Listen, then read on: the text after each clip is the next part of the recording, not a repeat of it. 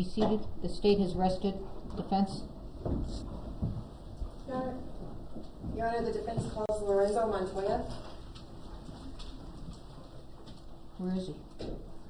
It's right here, Your Honor.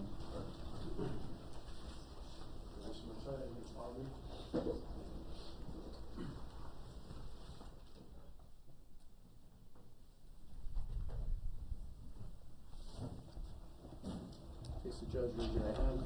It's not on. Do you swear or affirm under penalty of law that the testimony you'll give in this case will be the truth, the whole truth, and nothing but the truth? I do. All right, thank you. Talk into the microphone.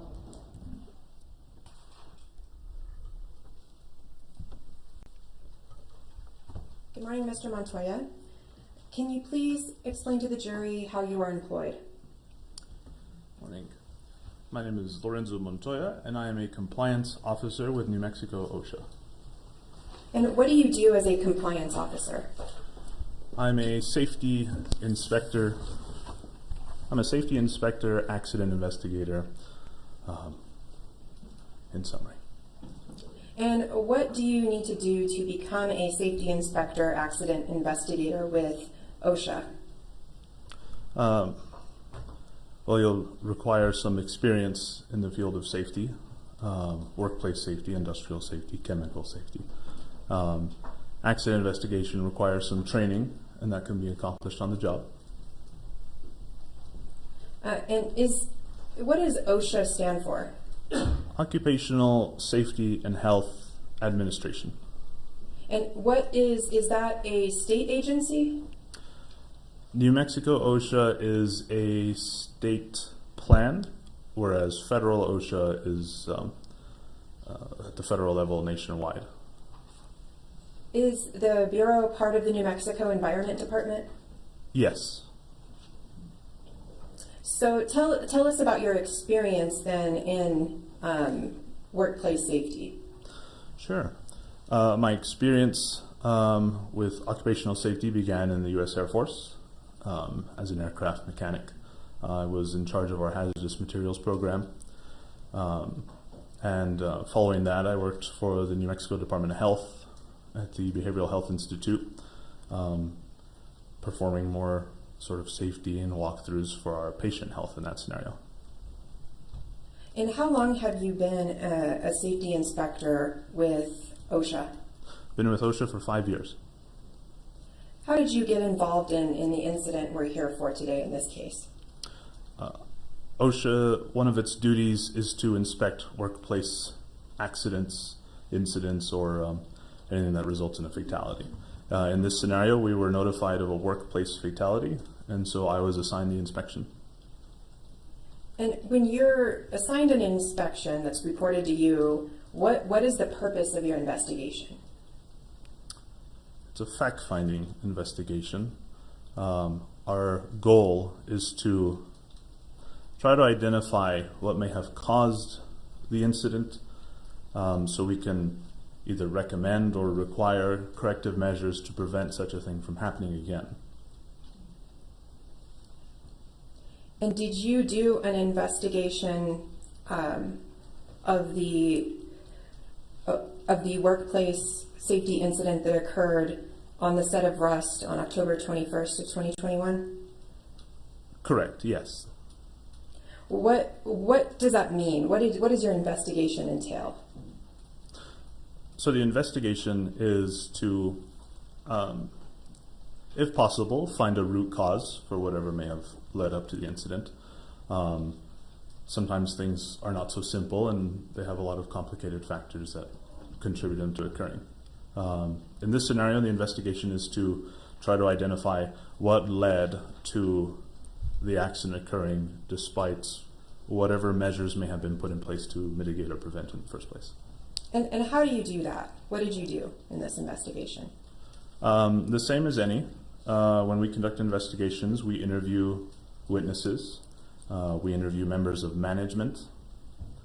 We might engage with industry professionals if necessary. Visit the site, take photos. Did you do all those things in this case? Yes. When was it that you visited the site? We originally visited I believe the following day, October 22nd, was when we were notified. Did you communicate with the Santa Fe County Sheriff's Department as well? Only in the beginning, when we were trying to ensure that we would be able to access the site without potentially stepping into a crime scene. Which witnesses do you remember interviewing in this case? That day, the only individual present on site was Catherine Rowe Walters. Okay. And in the course of your investigation, how many witnesses did you interview in this case? I could only estimate, off the top of my head. I believe we interviewed 17 people. Okay. Did you interview Ms. Gutierrez? We did, yes. Did you interview Mr. Hall? Yes. Did you interview Mr. Baldwin? Yes. Did you interview Sarah Zachary? Yes. Gabrielle Pickle? Yes. So, no wait, not Gabrielle Pickle, sorry. Did you review any documents in this case that aided in your investigation?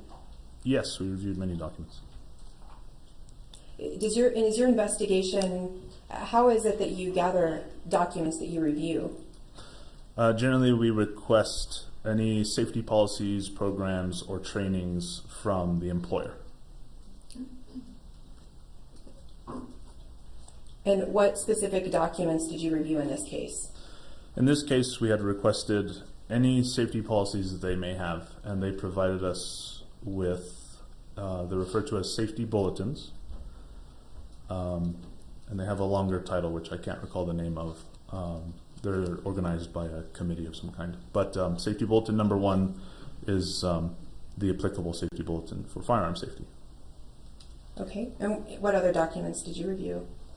They gave us a host of other of these safety bulletins, which cover various miscellanea you encounter on a set, from lighting to electricity and so forth.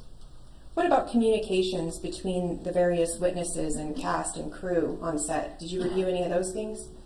We did receive some of those documents, but those did not come from our employer. They came from our individuals that we interviewed. So the individuals you interviewed, the witnesses, provided you with emails and texts? Some, yes. And were you able to come to any findings and conclusions in this case? We did come to a conclusion. And were those findings, did you put those findings in a written report? We did. Once you do that written report, what's the process there? We draft the report, proofread it, and when it's completed, we assemble the case file together, and if necessary, we issue citations, and in this scenario, we did issue a citation. Who did you issue the citation to in this case? Rust Movie Productions, LLC. Once you issue, what was the citation that you issued for? Why did you issue a citation? The citation was issued because, in our conclusions, we determined that the management team was responsible for a series of failures that, in our opinion, accumulated in an accident. Okay, and by management team, who do you mean specifically? Specifically, we mean the chain of command above Hannah Gutierrez, beginning at the lowest level with Sarah Zachary, and then Gabrielle Pickle, and then Dave Halls. So did your findings then include any... So then your findings that you just spoke of, those didn't include Ms. Gutierrez, right? As an employee directly engaged in the work, she is mentioned in the report frequently, but in terms of who do we identify as a member of management, and thus who do we consider responsible, she's not. She's just an employee. Okay. And once you do your report and issue the citation, does the employer, the production company, get an opportunity to contest that? They do. And did they contest that in this case? They did. Was a fine ever ultimately levied against the employer in this case? There was, yes. What was that fine? They came to a settlement agreement with the department at $100,000 even. And in your experience, have you seen the state of New Mexico levy such a high fine like that to an employer for workplace safety ever?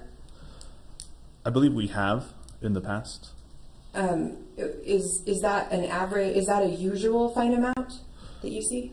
For typical inspections, no. Is it higher or lower? This would be higher than normal. In your report that you write, once you're completed it, are there any other individuals who review and audit your work? There are. Who explain to the jury the levels of review and audit of your findings and conclusions in your report? Right. So the proofreading, final edits, and that sort of thing fall to first initially her supervisor, who is our program manager, and then from him it would pass up to our bureau chief, Bob Joway, and as well as our legal team, and potentially our department director, all the way up to the secretary if it's potentially something that is a matter of public interest. And in fact, in this case, did the secretary for the Environment Department review and audit your report and your findings? He reviewed the report. By the time it got to him, there was nothing left then just to review it. Okay. And does your report and your citations, are those a matter of public record? They are. And is your report kept in the New Mexico OSHA Environment Department? Yes. Did you bring a copy? I saw you walk up to the stand today with a folder. Did you bring a copy of your report today? I have a copy of our investigative summary. Sometimes we refer to that as a narrative. Okay, and is that the document that you prepared that we've been discussing this morning? That's 11 pages? It is 11 pages, yes, so possibly. Okay, and it's this document that you make your findings and conclusions, right? Yes, we list them out. Your Honor, I'm going to hand the witness what I've marked as Defendant's Exhibit GG. May I approach? Your Honor, may we approach? Yes.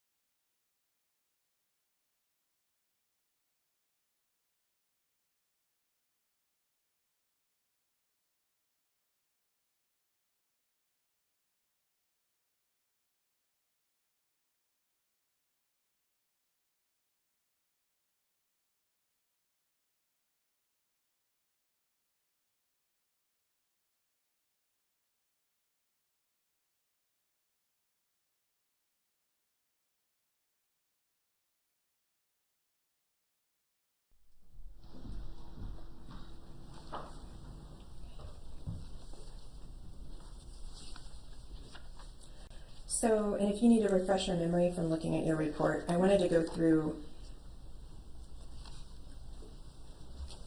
So did your report include factual findings from your investigation?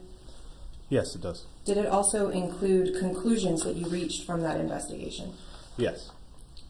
And did you conclude whether, with respect to Hannah Gutierrez, whether she was or was, I guess, did you conclude that Hannah was not provided with enough time to inventory and inspect the dummy blink rounds? Objection. Approach.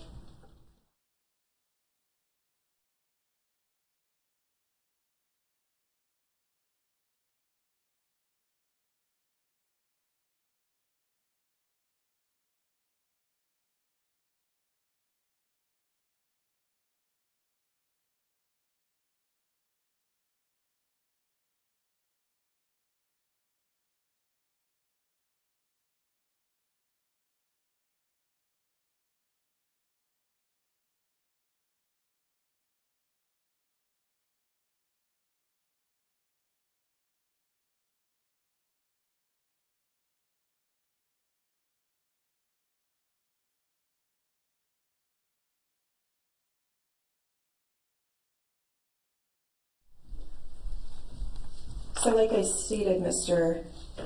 Montoya, in your report, did you conclude whether Hannah was provided with enough time to inventory and inspect dummy rounds and blinks?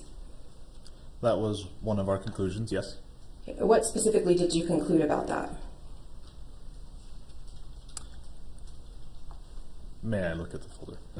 Would it refresh your recollection to review your report? Yes, it would. Okay.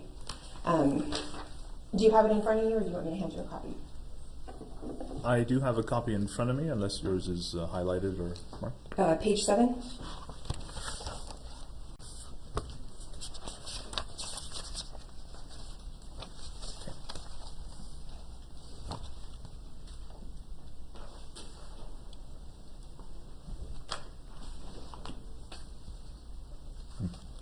Okay.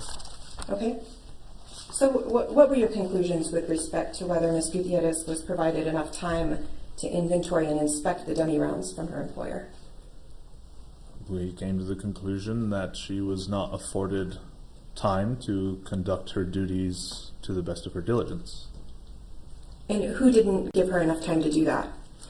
She had been instructed by Gabrielle Pickle to focus on other tasks. And did you determine whether Rust had any process to ensure that live rounds were not brought onto set? We determined that Rust did not have any specific processes or procedures to prevent that possibility. And why was it that was on the employer, in your opinion, versus the armor? In that manner, the employer is asking an individual to perform multiple safety-related functions for them, while also telling them that they're spending too much time engaging in those safety-related functions and need to devote more time to other duties. And on that matter, we determined that to be a managerial decision. Okay. And did you conclude whether Rust Management provided the armor, Ms. Gutierrez, with any authority on training? We concluded that she effectively had no authority to make any sort of training decisions. And in your investigation, was that failure to give the armor authority to determine training, was that a violation of any Rust safety procedures? It was. What was that a violation of? Safety bulletin number 1. One of the required items is that the armor determines when training is necessary and if retraining is necessary based on somebody maybe mishandling a firearm. Okay, and what evidence, did you see any evidence in your investigation about the armor, Ms. Gutierrez, attempting to attain additional training on firearms for the actors? Not specifically attempting to retrain, to acquire more time for training into my memory. Okay, and was that did the employer, I guess, did Ms. Gutierrez raise any concerns about not being provided adequate time to perform her armor duties? Yes. And what in your investigation was Rust's response to that? Our conclusion was that those statements regarding not having enough time went unheeded and uncommented on. By whom? Gabrielle Pickle and possibly Sarah Zachary or Dave Halls. Sarah Zachary and Dave Halls? Yes. Did you make any conclusions in your findings in your report about who the Rust safety official was on set?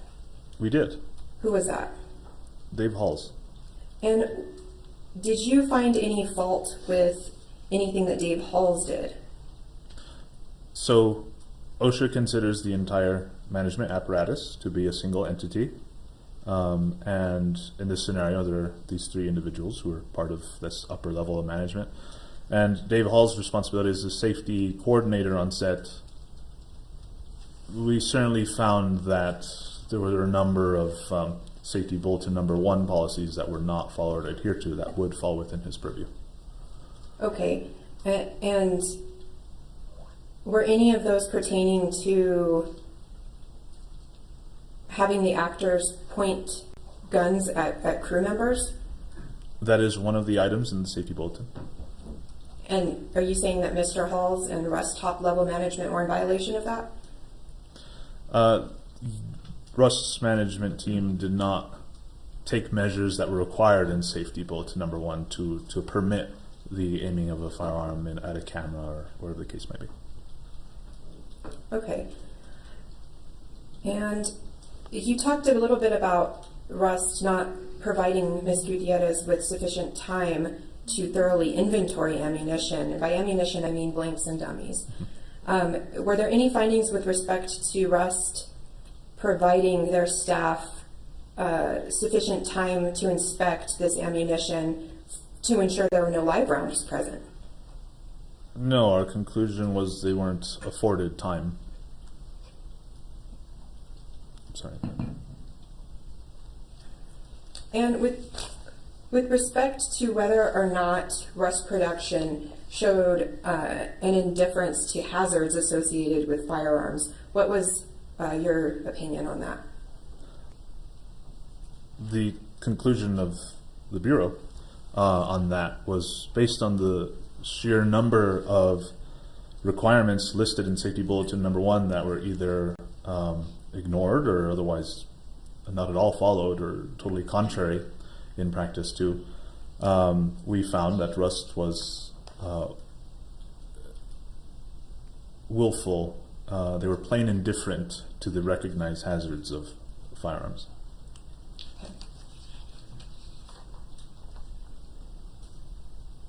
And when you're doing this, does OSHA have a requirement to look at fault of specific employees? As part of our inspection process, we try to identify a root cause if we can. Whether an accident is caused because someone is falling asleep at the wheel or whatever the case might be, we do try to identify those things. In this scenario, we weren't necessarily able to identify any particular standout reason why an employee would be to blame. So what was, in total bottom line here, the root cause that you found? To summarize the entire report would be that Rust Movie Productions identified a hazard, a workplace hazard, working with firearms, and they adopted firearms safety policies, but they totally failed to enforce them, train their employees on them, practice them, reference them, nothing. They adopted it and it stopped at the word adoption. Nothing further happened. Okay. And was it brought to their attention by Ms. Gutierrez and others that there were these deficiencies? Safety concerns were raised regarding the policies listed in Safety Bulletin Number 1 not being followed. And what was Rust's response to those concerns that were raised by Ms. Gutierrez?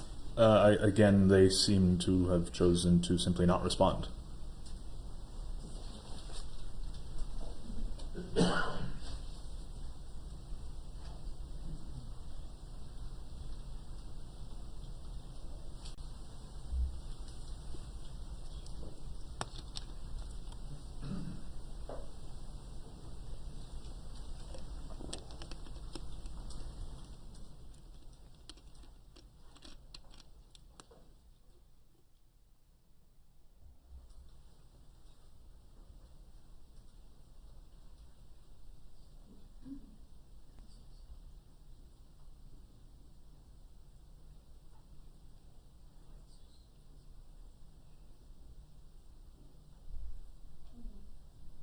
I'll pass witness.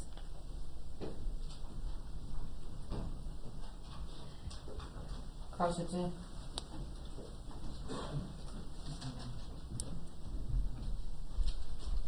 Thank you, Your Honor.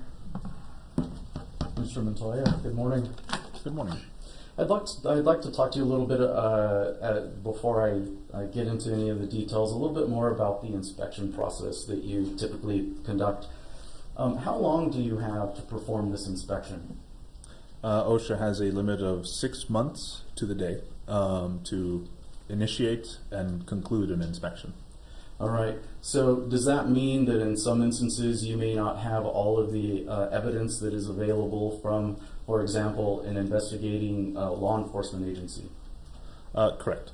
And in this case, is it true that you did not have the sheriff's report at the time that you issued your report?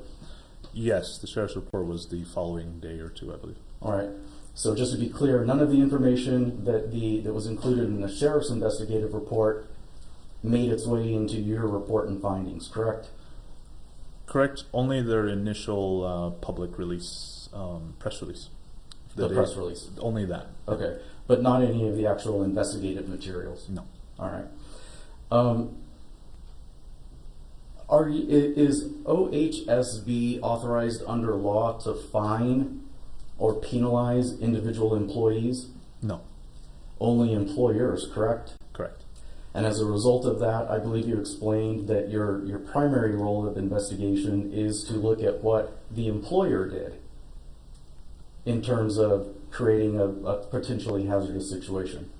What they could do to prevent it or what they did to create it, yes. Great, thank you.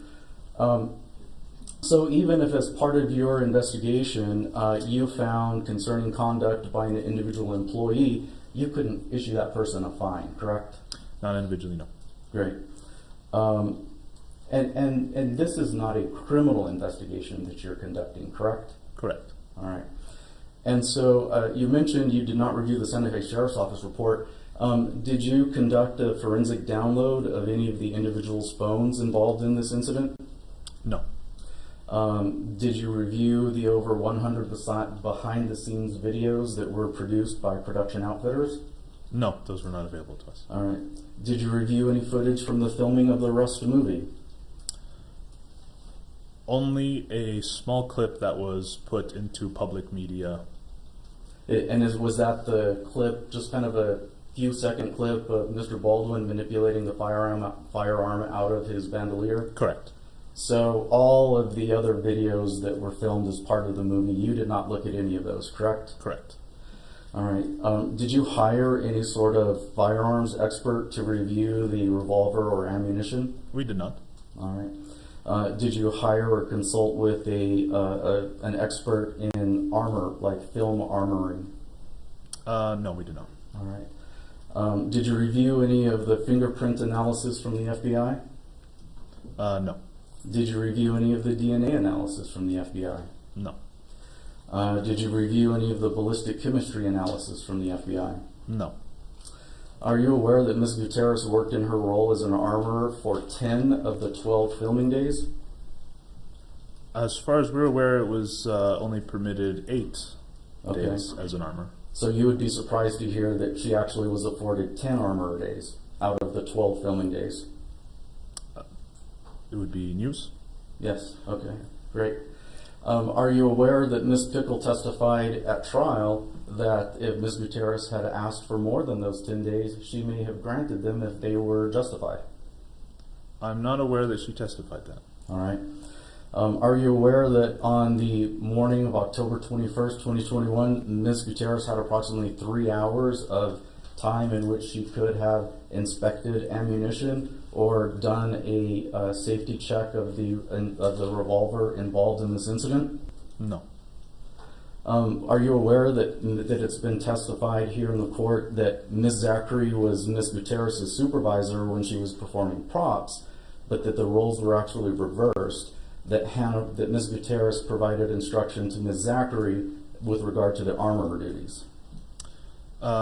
Yes, with some interplay in that they're not quite peers. Great. And do you agree that Ms. Gutierrez in her role as armorer contributed to some of the issues that you identified in your report? I'm sorry, could you repeat the question? Sure. Do you agree that Ms. Gutierrez in her role as armorer contributed to some of the findings that you issued in your report? No, I'm not sure I could necessarily agree. Okay.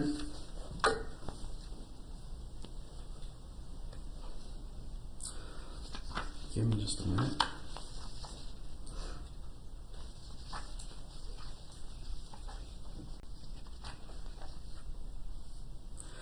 If you were to return to page 4 of your report.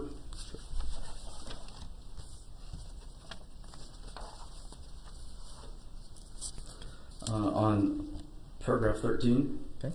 the last sentence, unless a round is removed from a storage box or firearm and inspected, it cannot be verified as a dummy round. Do you believe that that is the function of an armorer, to perform this inspection that you've indicated on this report? I believe that would be one of their many functions, yes. Right. So if she failed to do that, then would she have contributed in this regard? OSHA's opinion is that management has to enable the work to be done in the first place. So if she didn't do that, our question would be, why wasn't someone ensuring that she would do that? And thus we would turn back to management. Okay, sure. And that gets back to the whole fact that you're looking at the employer primarily as the basis of your investigation, correct? Correct. All right. Do you agree that if Ms. Gutierrez loaded live ammunition into a firearm and then passed it off as a cold gun, that would be a workplace hazard? Certainly. All right. And then lastly, are you aware, I believe you conducted an interview with Ms. Gutierrez, correct? Correct. And in that interview, she indicated to you that she asked 2 producers for additional training time, correct? Do you recall that? I don't recall at the top of my head. Okay. All right. Nothing further. Redirect.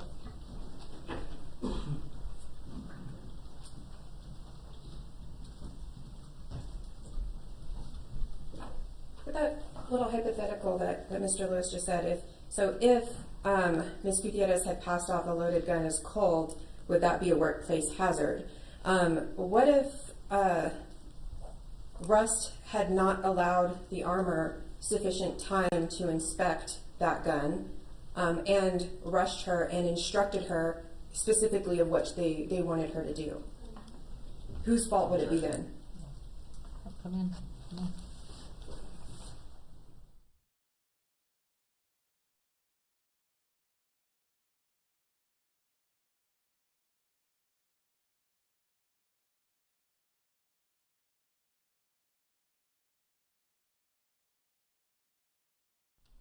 I think I need to rephrase my question. So if in what Mr. Lewis had stated, if there was a gun passed off as cold, whose fault would it be, or whose responsibility would it be to ensure that the armor had sufficient time and resources to make that gun safe? It's always the responsibility of management to supervise effectively and quality control effectively. If an employee is conducting a safety-related task, they pass it off as safe, and supervision does nothing with that and they allow it to be implemented, supervision's responsibility to double check that. And was it also Rust's responsibility to ensure that the employee had to take those?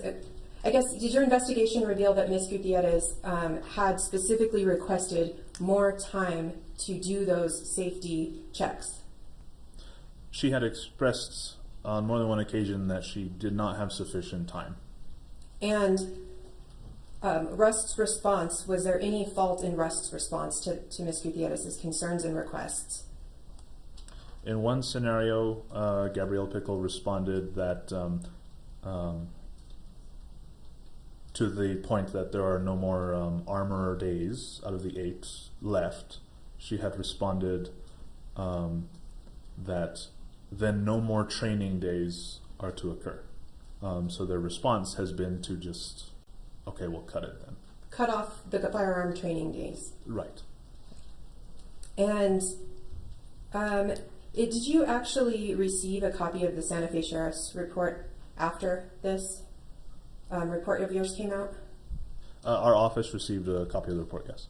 And had you guys previously requested that many times from them? We had previously requested whatever documents they'd be willing to share or assist with. And is it necessary to review fingerprints to determine whether Rust Management demonstrated an indifference to hazards in violation of their own standards? Do you have to look at fingerprints to do that? No, not at all. Do you have to look at DNA to do that? No. Or any firearms expert? Not to determine their safety conduct and so forth, no. Okay. And were there any other communications that you reviewed between Ms. Gutierrez and Gabrielle Pickle that demonstrated or supported your findings that Rust was at fault in this and not Ms. Gutierrez individually? Objection. I'll rephrase the question, Your Honor. We're going to strike that question. Go ahead, make another one. Are there?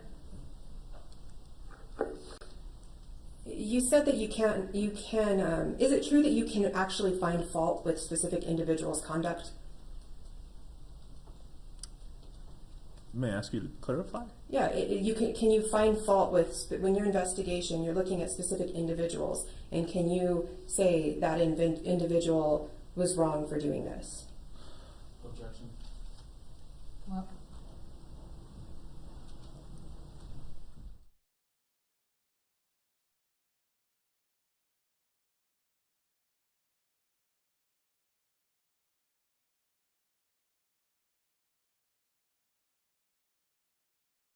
I think you're right. I think you already answered that question, so I won't ask it again.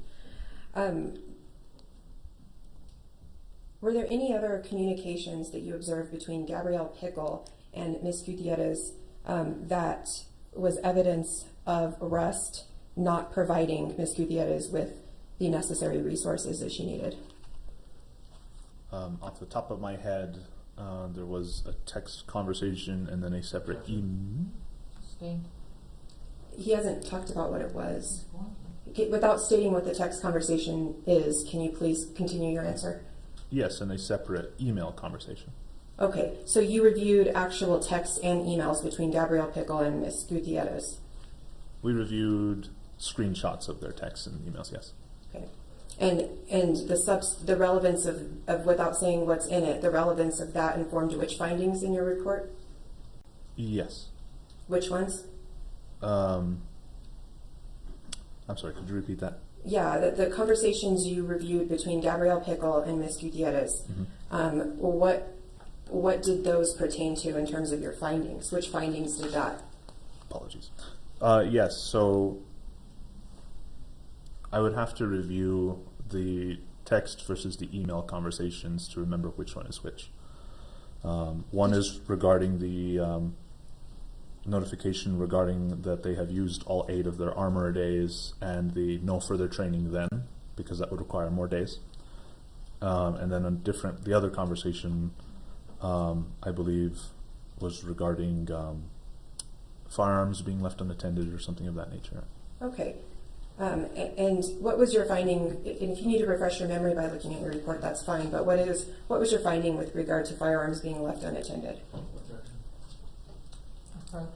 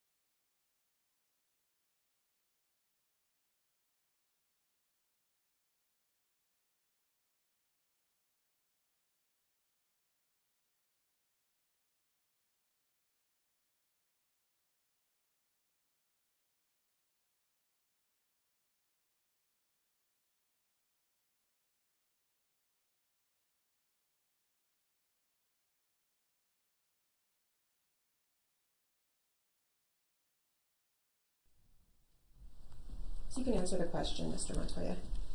It was the finding in your report pertaining to firearms being left unattended. Sure.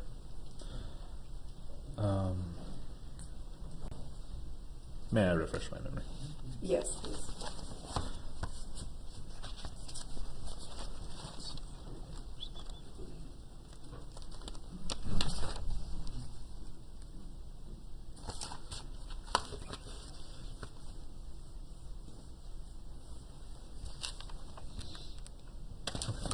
Okay. Does that refresh your memory? Yes. What was that finding? So our conclusions from that were in that conversation they expressed that the production team, meaning Gabrielle Pickle and her peers, had received reports that firearms were being left unattended, and Ms. Gutierrez Reed's response to that.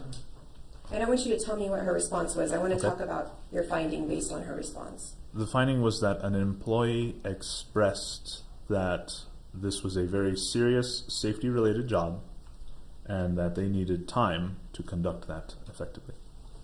Okay. And that was your finding was that what? That Russ. We consider that heightened awareness. An employee is informing management that there is a safety concern or that they have an issue with something, and it is then on management to then take that concern and do something about it. In this scenario, it resulted in no response. Okay, thank you. All right, this witness is excused. Thank you. Next witness.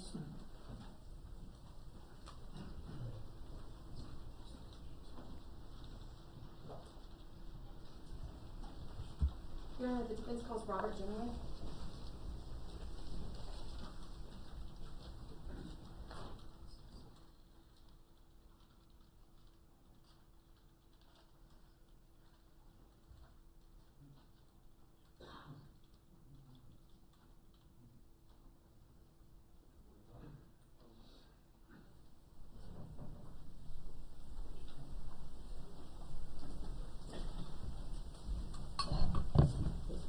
Stand in front of the judge, raise your right hand. Do you swear or affirm under penalty of law that the testimony you'll give in this case will be the truth, the whole truth, and nothing but the truth? I do. Thank you. Have a seat talking to the microphone. Mr. Joway, can you please just tell the jury how you were employed? Can we get a spelling? Do you have the name?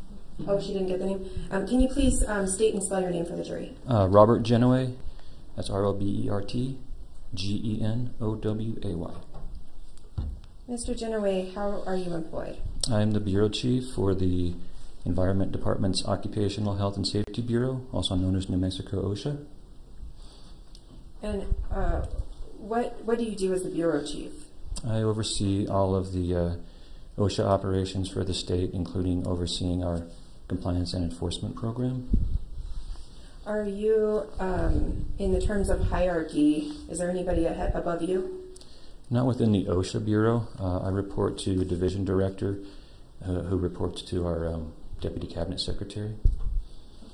And do you supervise, we just heard from Mr. Montoya, do you supervise Mr. Montoya? Not directly, but I am in the chain of command over Mr. Montoya. And how did you review Mr. Montoya's report in this case? Yes, I did. And can you explain the process of how that review happens once the report is finalized? What happens with it? Well, I work with the inspector throughout the course of an investigation, once an investigation is assigned. And once a draft report is produced by the inspector, then it will go through various levels of management review. And for this type of a case, for a fatality investigation, I would normally review the entire case file, including a narrative report and other portions of the case file to ensure that if we're issuing citations that they meet with certain requirements of legal sufficiency. So you reviewed the entire case file. What is in that case file? The case file will contain documentation obtained from an employer. Also may contain documentation from other sources, medical investigator reports, any type of police reports that are available at the time, photographs, audio recordings, interviews of employees and other witnesses, and then the documents that are produced by our bureau, including an inspection report and narrative. And when you review that and review the report, in this case, did you review Mr. Montoya's report pertaining to the fatality at the Rust production site on October 21st, 2021? Yes. And did you concur with that report? Yes. Did you make any changes to that report? I'm sure that any report will go through minor editorial changes, again, to ensure that the content meets with legal sufficiency prior to issuance of a citation. So yes, I'm sure there were some minor changes that were made during the review process. And with respect to OSHA's role in this, what exactly is it that your bureau is investigating and looking for? Our primary purpose is to determine whether any violations of OSHA statute and regulations caused or contributed to the accident that's being investigated. And ultimately, whose determination was it whether or not to cite Rust Productions with any violations? It was mine. What types of standards do you hold them to?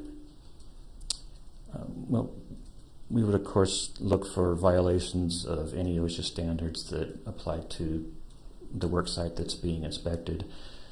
There's a whole range of standards that apply, but we also, in addition to standards, most of which are incorporated at the state level from federal OSHA standards.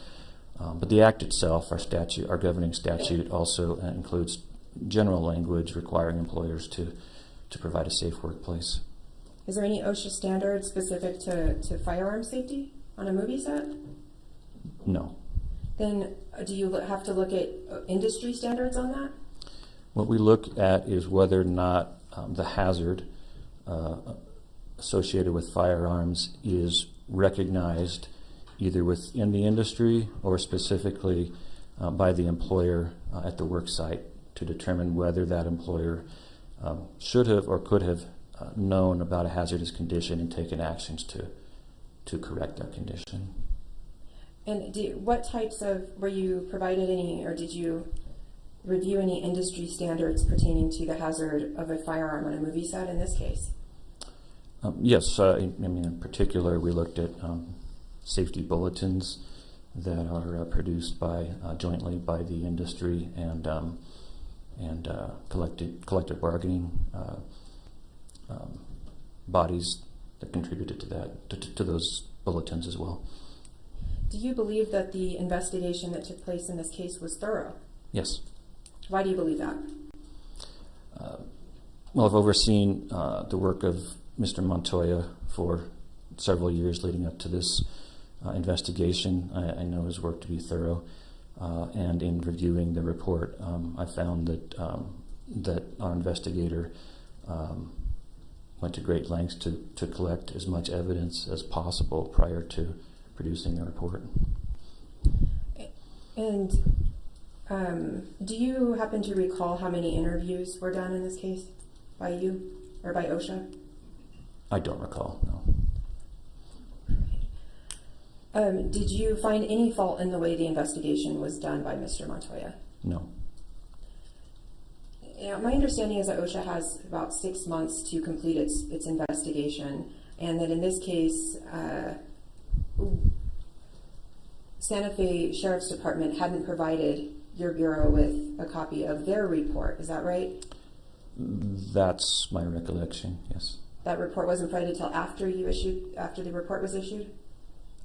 I believe that's correct, yes. So, how does that, I guess, do you believe that reviewing the Santa Fe Sheriff's report is necessary to come to the findings that your office came to? No. Why? Because we're looking at an employer's responsibilities specifically under the OSHA Act, which is separate from criminal law enforcement. Right. And what are the specific, are you looking for any violations of safety rules that the employer engaged in?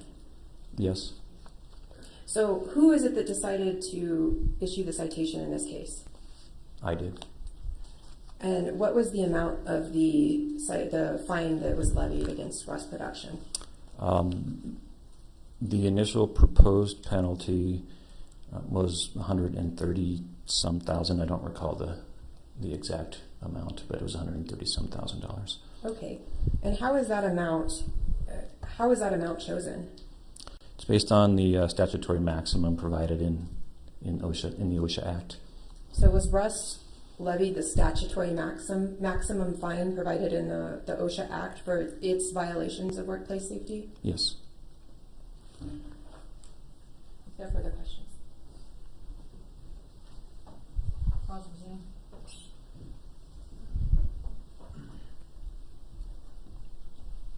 Mr. Joway, good morning. I suppose let's just cut to the chase here. You're not conducting a criminal investigation at OSHA, are you? No.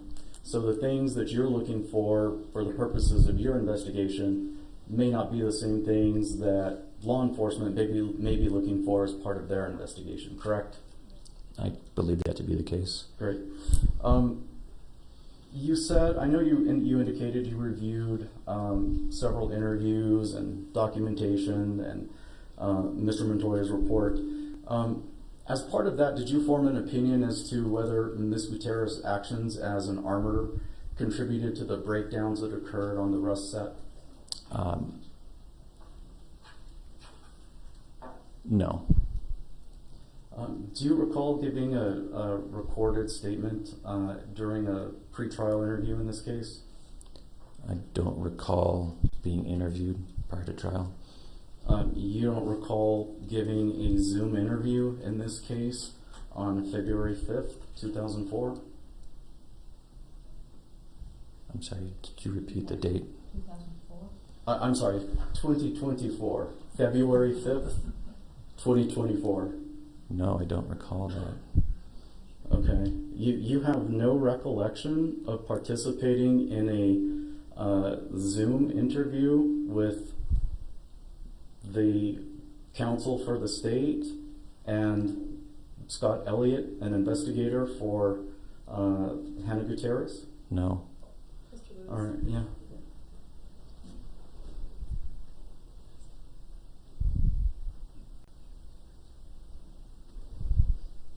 Mr. Joway, would it refresh your memory if I showed you a transcript of that interview? It might help. May I approach?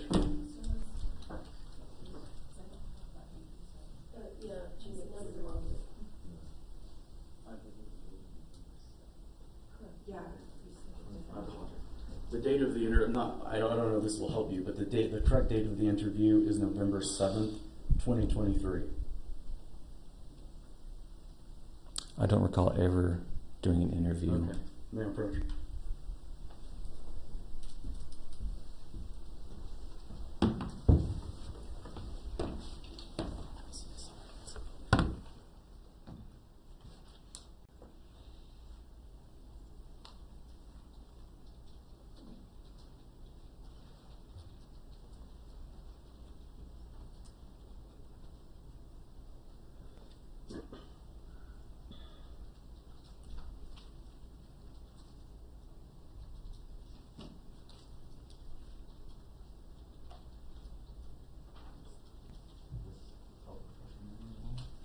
certainly sounds like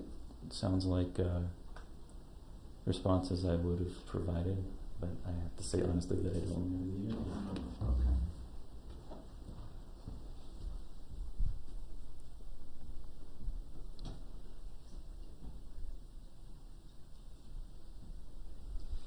I'm going to point your attention to a particular part of this interview, and then I'm going to ask you some questions.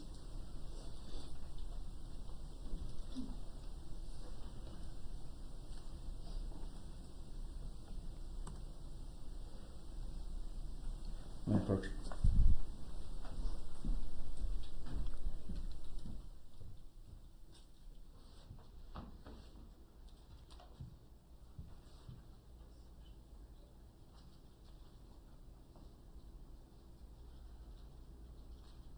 What pages? 5 and 6 of our transcript and of yours.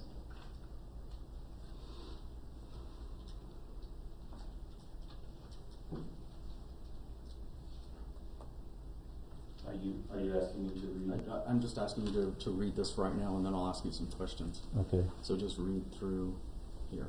And where do you want me to start? To yourself. Okay. Oh yes, sorry, to yourself. Thank you.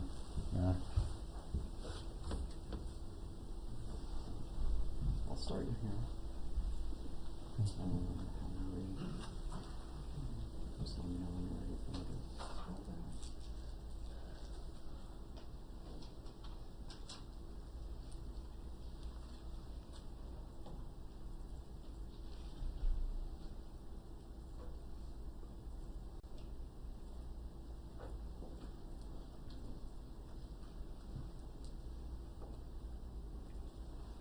Okay. Yes.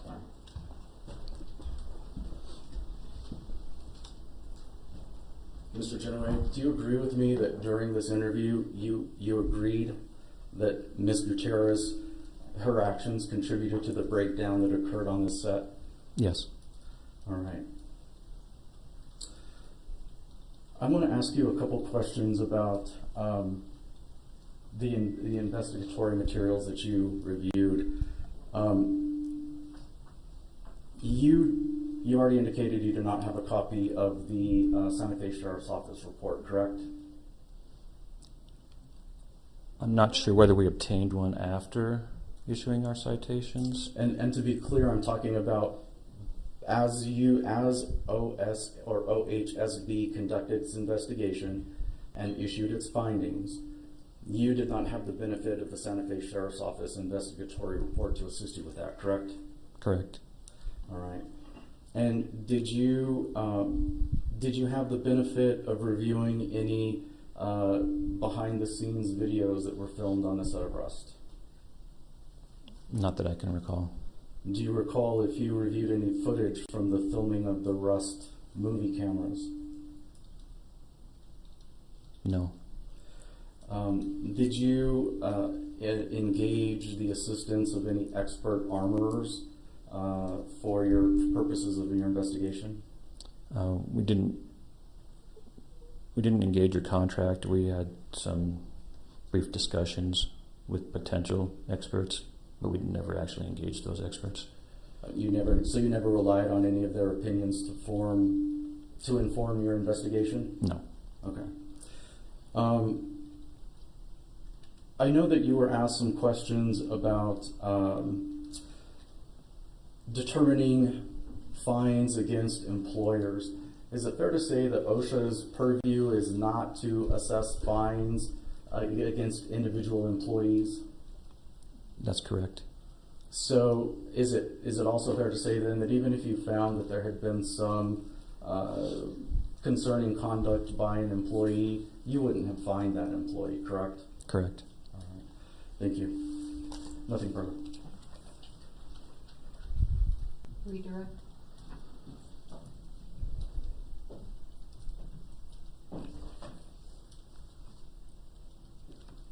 But would you have said in your report that a specific employee failed to do something if that's what you determined?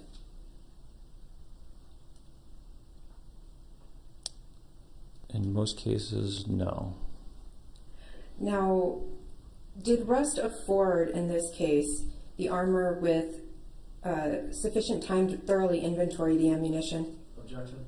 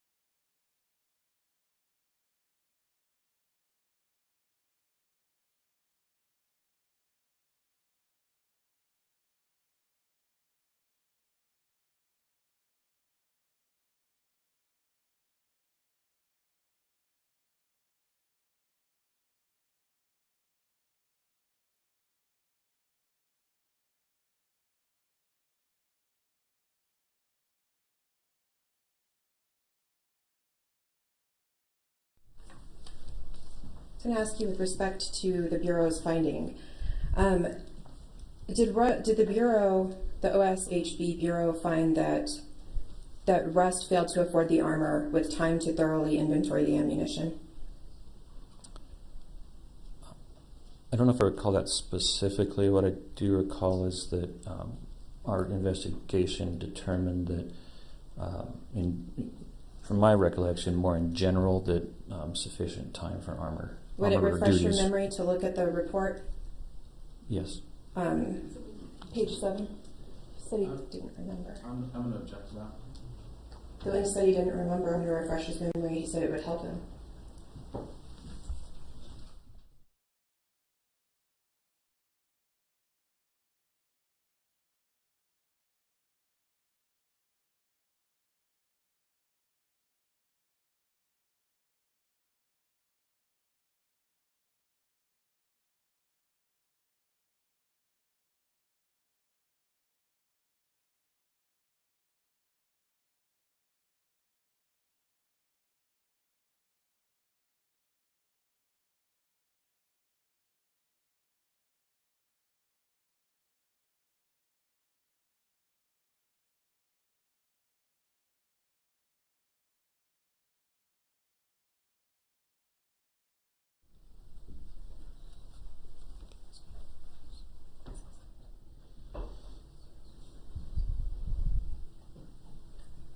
Do you remember the exact wording of the specific finding in the report pertaining to affording the armor time on inventory of ammunition? No. Would it refresh your memory to look at the report? Yes.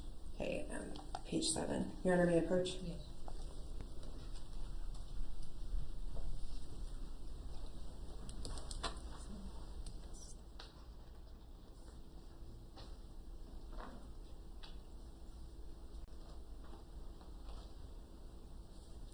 Does that refresh your memory? Yes. Did OSHB find that Rust failed to afford the armor time to thoroughly inventory the ammunition? Yes.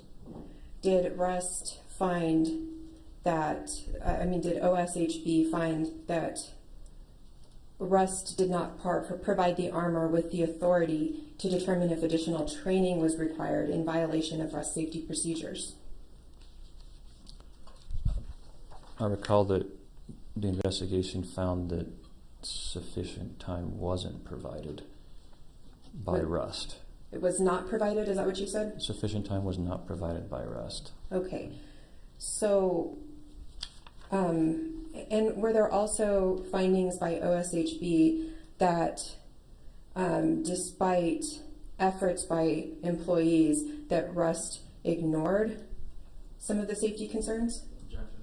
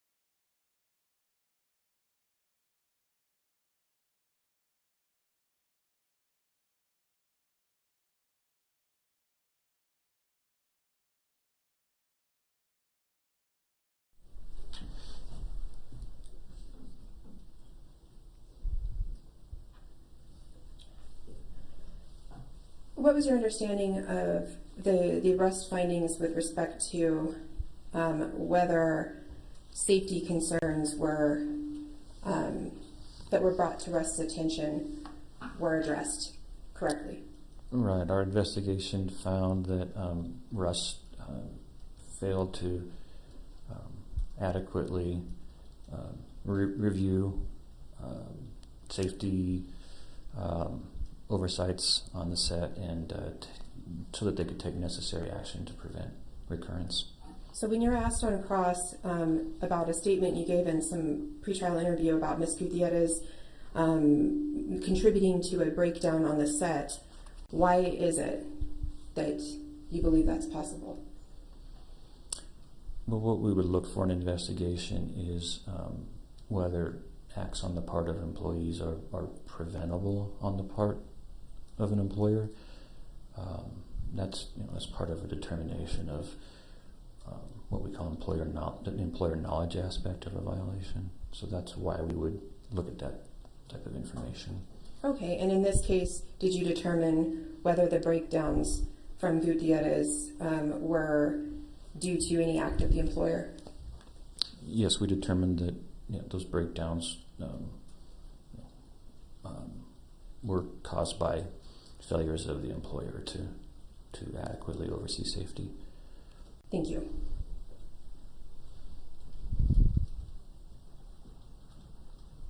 No further questions. All right, sir, you're excused. Thank you. Yeah. Next witness. Maybe we approach. Yes.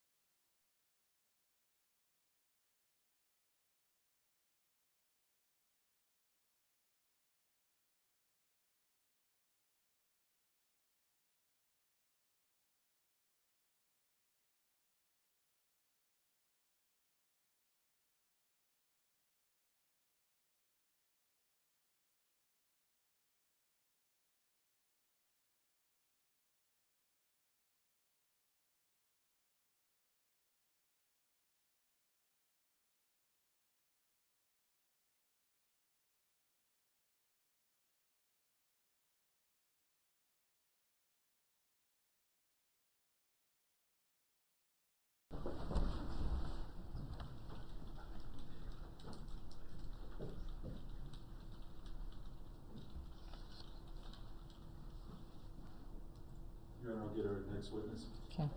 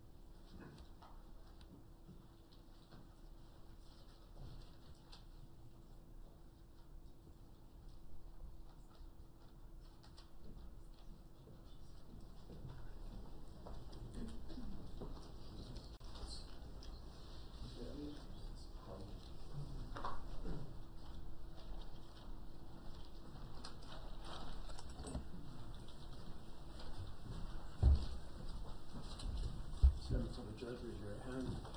Do you swear or affirm under penalty of law that the testimony you'll give in this case will be the truth, the whole truth, and nothing but the truth? I do. All right, have a seat. Talk into the microphone. Good morning, sir. Can you please state your name again for the jury? Scott Elliott. Mr. Elliott, what do you do for a living currently? I'm currently a private investigator. And Mr. Elliott, prior to becoming a private investigator, did you have a career in law enforcement? Yes, I did.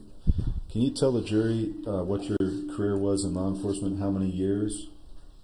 Military and civilian, or just? Let's start with civilian and we'll work back. Okay. I was hired by the Albuquerque Police Department, and I attended the academy starting in February of 1993. I retired in 2011. During that time period, I started out field services, normal uniform patrol. I went to the gang unit. Then I became a violent crimes detective in about 1995-96. And in 1998, I became a homicide detective. And I was a homicide detective when I retired in 2011. So, sir, you spent approximately, it sounds like, 13 years in homicide division? Part of that was interrupted by post 9/11 deployment, but yes, Like post 9/11, did you deploy overseas? I did. And was that part of your, and we'll get into your military, part of your military duties? Yes, it was. Okay. Sir, how many, as part of your homicide portion of your APD employment, approximately how many investigations do you think you worked on in homicide? As a case agent, 35 or 40, assisting on homicides, 150, 200. And this is just homicides. You probably had 150, 200. In terms of violent crime or other types of narcotics or any types of, how many investigations do you think you've handled in the course of your police career? Do you even have an estimate? I don't think so. I became a detective in 1995. Hundreds of cases a year. And then by the time I was in violent crimes, it was slightly reduced, but that was all violent crime short of homicide.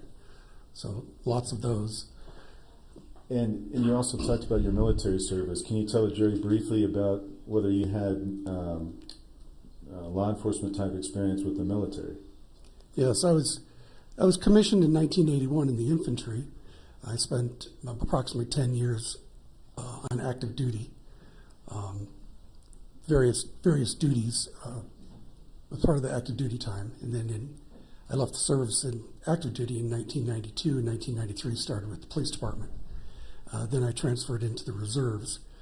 In Albuquerque, there was not an infantry unit anywhere nearby, so I was an engineer officer for a little while, and then I became a secondary specialty of military policeman. And I worked in those functions until I transferred from the Army in 2003 to the Air Force. When I transferred to the Air Force, I took command of what's called a heavy weapons squadron, which is a security forces unit, which is Air Force Police. The difference with that unit is that they had weapon systems that are normally found in the Army. Mortars, snipers, grenade launchers, things like that. So my prior Army career folded right into that unit and its mission. So, sir, you've conducted investigations both civilian and military environments. Is that correct? Yes, that's true. Okay, and Your Honor, at this time I tender Mr. Elliott as an expert in quality of investigations, law enforcement investigations. Yeah, I'm sorry, I didn't understand the first thing you said, Mr. Johnson. Oh, sure, the quality of law enforcement investigations. No objection. All right, he's an expert as described. Mr. Elliott, can you tell the jury specifically what did you do in this particular case? Just an overview scope. Well, I reviewed all the discovery, all the reports, videos, any documentation, any evidence. That included going in physically looking at the evidence in this case. In addition to that, I interviewed the majority of the state's witnesses in what's called pretrial interviews.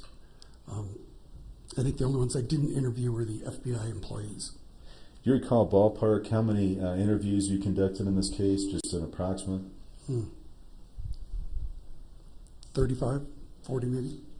And in terms of the reports, did you review voluminous reports in this case as well?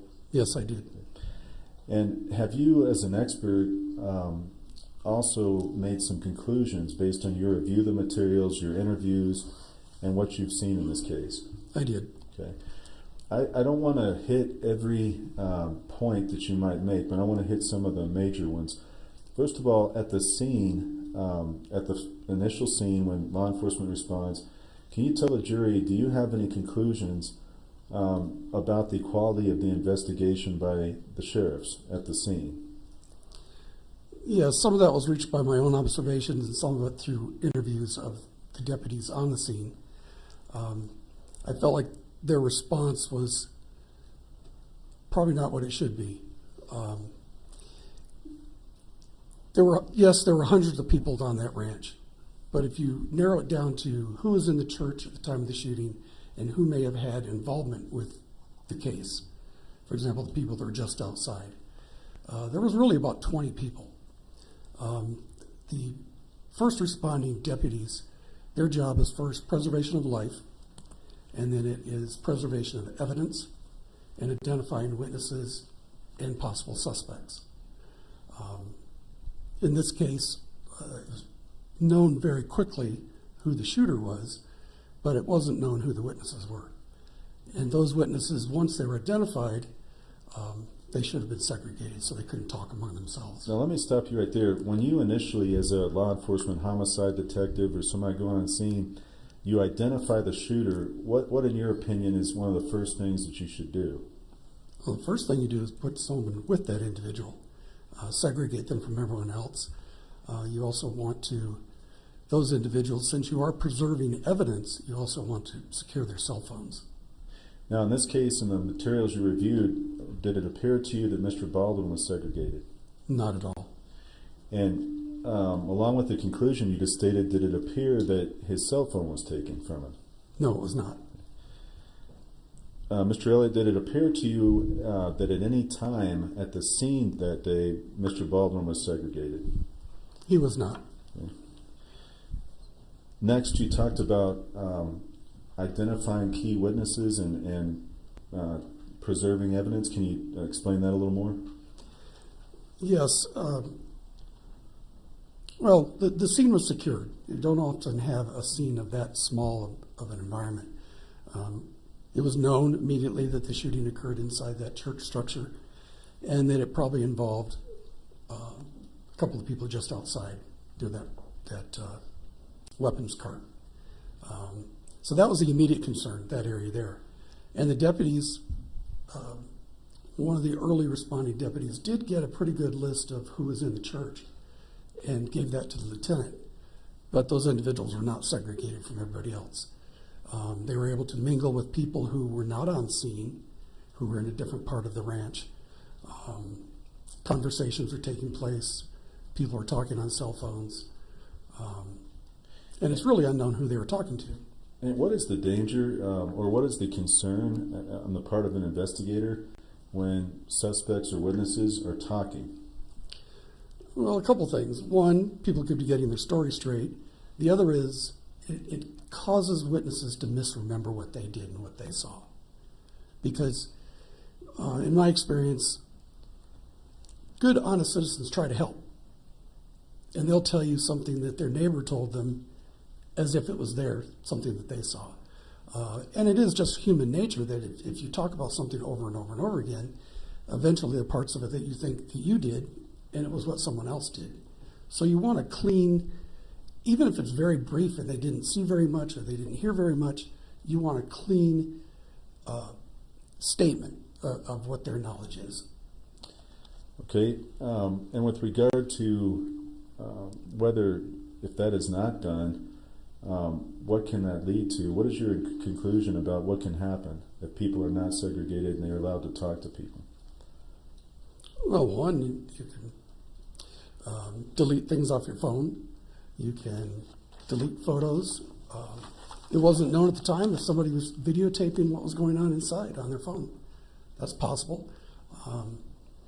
Almost every case you work now, someone has videotaped it with their phone. Did you also determine, and this is another point, but that someone had left the scene and whether that person had been identified? As far as I know, they still have not been identified. With regard to securing the prop card on that scene, what is your opinion as to whether that was appropriately handled? No, it should have remained in place. There was an individual, Brian, was told to go get the cart. He went out of sight behind the church, on the other side of the church, and then he moved the cart around towards the lieutenant's marked unit. That should not have been done. as well, what is your opinion as to or do you have any concerns about how the evidence on top of the prop cart was handled? Well, Lieutenant Benavidez took possession of the firearm with an ungloved hand, and he grabbed it right around the cylinder. So the largest portion of the revolver is how he picked up the revolver, put it into his vehicle, at another occasion pulled it out of his vehicle and put it back on the cart. He did the same thing with the ammo boxes from the cart. So you definitely can't preserve evidence by touching things with your bare hands, but it also could have damaged anything that was on the boxes or the firearm prior to him handling it. Now, working our way through this, and you may be aware that there was evidence there were rounds thrown away in the course of your investigation. Do you have any concerns at this point with how the police responded to that? The sheriffs responded to that matter? Well, it's my understanding that they were notified quite late. I think it was a month later. But I didn't see any attempt to go out and see if they were still in the trash at the ranch. And is that something in your normal investigation, when you were doing homicide investigations, you want to collect all of the potential evidence? Well, in this case, there's a couple things. The law enforcement was told almost immediately this was the firearm used. But the projectile can't be matched to a firearm. And I know there were at least 3 .45 long Colt revolvers on that cart that day. So although the casing has been tested to match the firearm that was presented to law enforcement, there's no way to know that projectile positively came from that firearm. Along with the rounds that were thrown away, did you have any other concerns on the follow-up with regard to identifying the source of that live round, or live rounds that appeared on set? That didn't seem to be followed up on very strongly. It's a little confusing when rounds came onto the set or the scene, the ranch, and who brought them. It seemed that there were a number of times that, at least one occasion, I thought it was more, that Sarah went to PDQ in Albuquerque and brought ammo back. There was the initial ammo provided by PDQ, and then there was some ammo provided by Ms. Gutierrez. And did you identify any other investigative steps that you think should have been taken to try to further look into the source of the live rounds? Well, there's been a lot of talk about the white boxes with the JS. That individual has never been interviewed, the producer of the ammunition. So there really was no backtracking of where the ammo came from. You can't say this ammo on the prop cart definitively where it came from. You can't say the ammunition in the prop truck definitively where it came from. There should have been more work done in that area.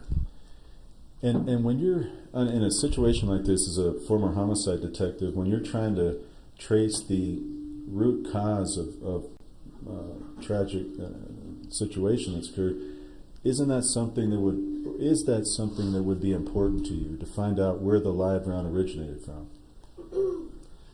Yes, this case is also a little unusual in the sense that it wasn't really a who done it. It was a why done it and how done it. By that I mean you don't know anybody there. You go out as an investigator, you're trying to find out what happened.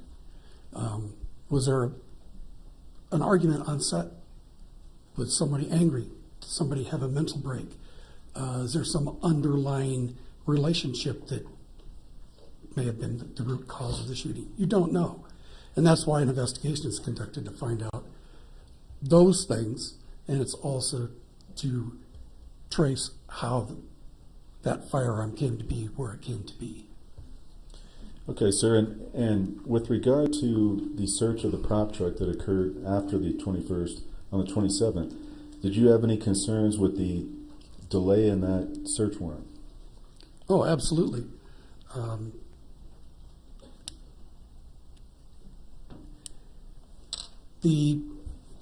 There were firearms missing from the weapons cart. They had been moved from between the shooting and the arrival of law enforcement, and they were moved into the safe, into the prop truck. That should have been part of an expanding scene. Like I said, you had the church and the area immediately outside of it, but as soon as it became known the prop truck had an involvement with that shooting, the prop truck should have been secured, just like you saw the scene. Crime scene tape, the deputy placed there, nobody allowed in the truck until such time as you can do a search warrant. In addition, with regard to the search warrant of Seth Kenny's business, PDQ Props, did you have any concerns about the delay of approximately a month in searching that business? Oh, of course, of course. A delay of a few days could be an issue, but a month is, you could do anything in a month. And from your review of records in this case, was it ascertainable that Mr. Kenny was one of the suppliers of ammunition to Rust? I think it was known almost immediately, both by the people at the scene and Mr. Kenny himself.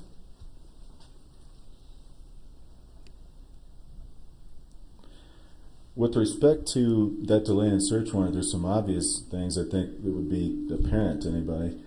But why is that an issue? What are the primary issues that you want to do to try to secure a home and search it right away? Secure a business, search it right away. What are the reasons? Well, it's preservation of evidence. If no one can get inside the business, then no one can tamper with anything that's inside. And you hope to get everything as it was as soon as you can, without any type of alteration. With regard to Mr. Kenny, did you also have any concerns about collection of DNA, fingerprints, things like that? I did. Those things can be used for elimination or positively identifying someone. In the case of Mr. Kenny, if they had his major case prints and had his DNA, and none of it was found on the boxes of ammunition, then it would eliminate him as somebody possibly being involved. In your opinion, and your experience as an investigator, would this have been something that you would expect to have been done? That the supplier of ammunition to Rust, that he would also be looked at in that respect? Yes, considering the environment and the fact that there should not have been live rounds on set. Now, with regard to Mr. Kenny, did you also determine whether his phone had been seized to be extracted or whether that had been fully extracted? It was not. His phone was never. What is your opinion on that potential or that fact that his phone was never taken for extraction? The contact between Sarah Zachary and he almost immediately after the shooting warranted that. And are you speaking about the phone call right after the shooting where we heard testimony and there was a text emergency? Is that the time frame you're talking about? Yes, it is. Okay. And are you also aware that there were a number of calls that Seth Kenny, other calls that he was making in contact with Sarah Zachary? Dozens of calls. In your opinion, to do a complete investigation, to get the facts out, to get the truth on the table, was that something that you would expect to be done, that they fully investigate Seth Kenny? Objection.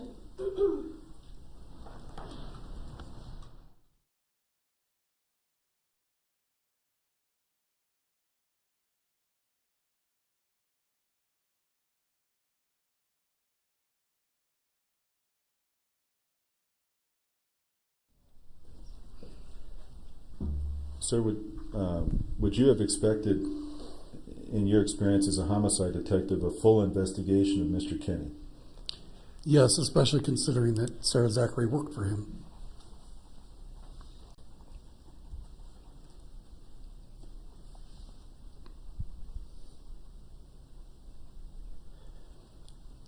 Did you also have any concerns about the failure to obtain Mr. Baldwin's phone early on, and what happened after that?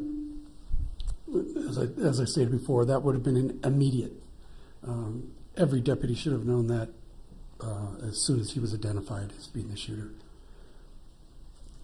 And then my understanding is that he left the state with it, and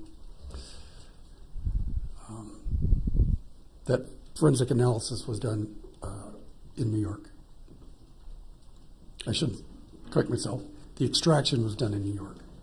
And do you have any knowledge of whether all of the contents were obtained off of Mr. Baldwin's phone? I have no way of knowing that.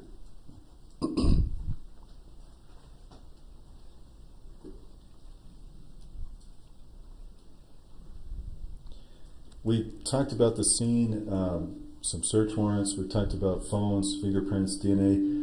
Did you have any other opinions or concerns about the quality of this investigation?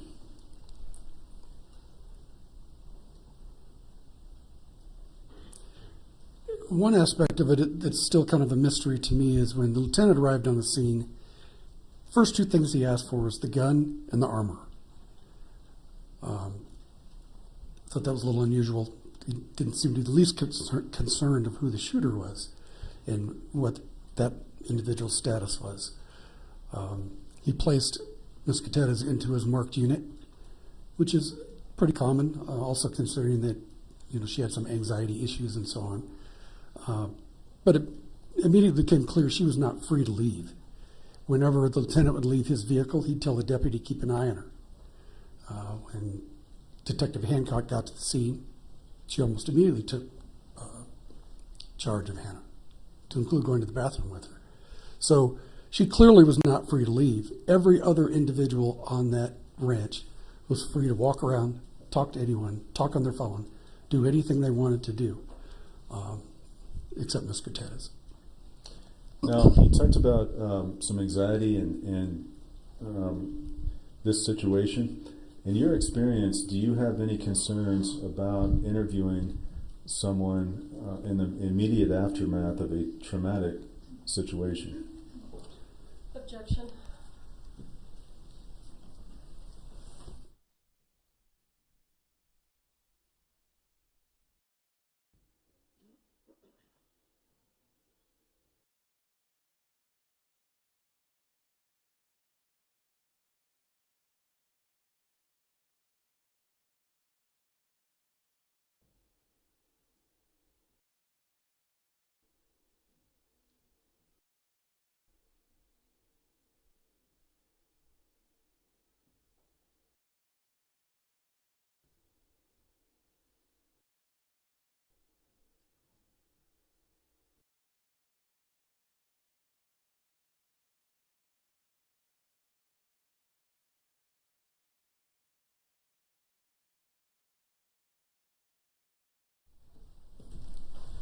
Mr. Elliott, in the course of your career in both civilian and military law enforcement, have you encountered situations where people have been interviewed in traumatic situations? Yes, I have.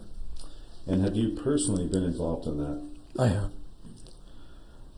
And can you tell the jury, do you have any concerns regarding interviewing an individual right after a traumatic situation? Yes. Probably would have started with an EMT or a paramedic checking her to see if she was okay, see what her status was health-wise. Whether she was having, hyperventilating or whatever symptoms her anxiety had, to make sure she was okay that way. Because of confessions and the way those things can go, you're extra careful to make sure that someone is not in a state that can later be determined not to be a good mental state, and all your work in that confession or that statement is not admissible. So you try to avoid that if you can. And you said that you would have that person looked at in those situations by an EMT or a medical? Yes. What is the purpose of that again?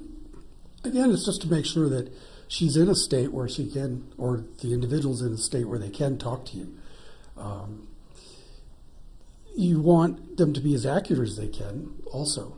So if that causes a little bit of a delay before you can interview them, and they're still willing to be interviewed, you may get a more accurate statement from them. Okay. Thank you. And any other concerns about this investigation that we haven't hit on, Mr. Elliott? You may have stated them all. I just wanted to ask if there was anything else. I don't think so. Okay. I have nothing further, Your Honor. Cross-exam.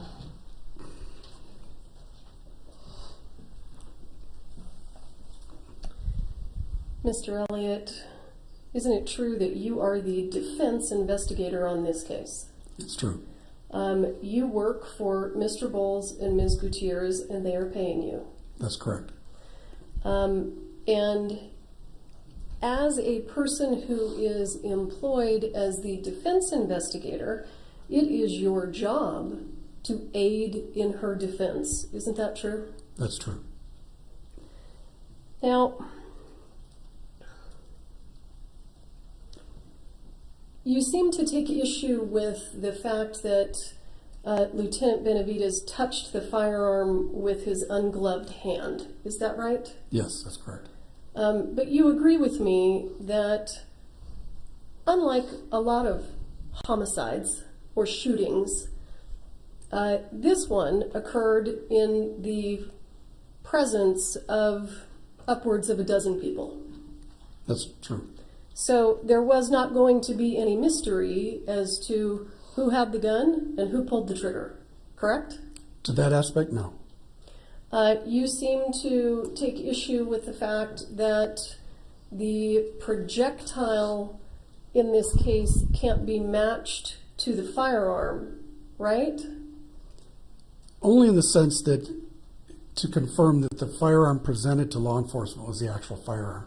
It doesn't really change what happened. But where's the controversy? Do you have some information that the jury hasn't heard, that the gun that was fired by Mr. Baldwin is actually not the gun that was used? I haven't come across that, have you? No, I was referring to when the officers arrived at the scene, they didn't know that other than what one person told them. Okay, but it turned out to be true. There's no controversy.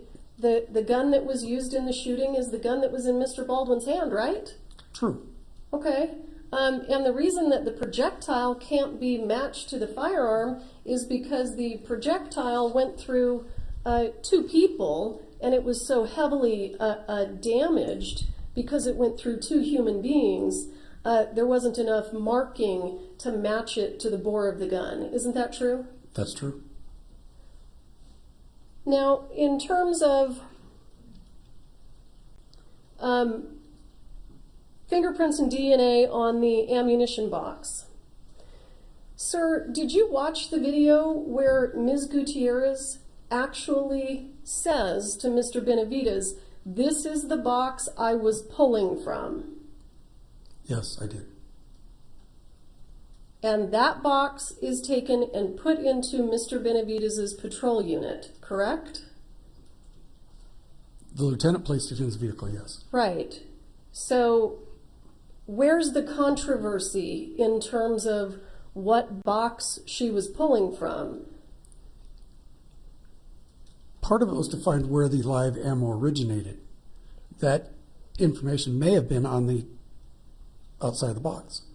Could have had Seth Kenny's DNA, could have had Seth Kenny's fingerprints, or anyone else where the box came from originally. But sir, didn't you watch the second interview with Ms. Gutierrez where she actually held up a photograph for Corporal Hancock and said, "This is a picture of our boxes of dummies," and not coincidentally, it matched identically to the box that she identified as the box that she was pulling rounds from that day. You watched that interview, didn't you? Objection.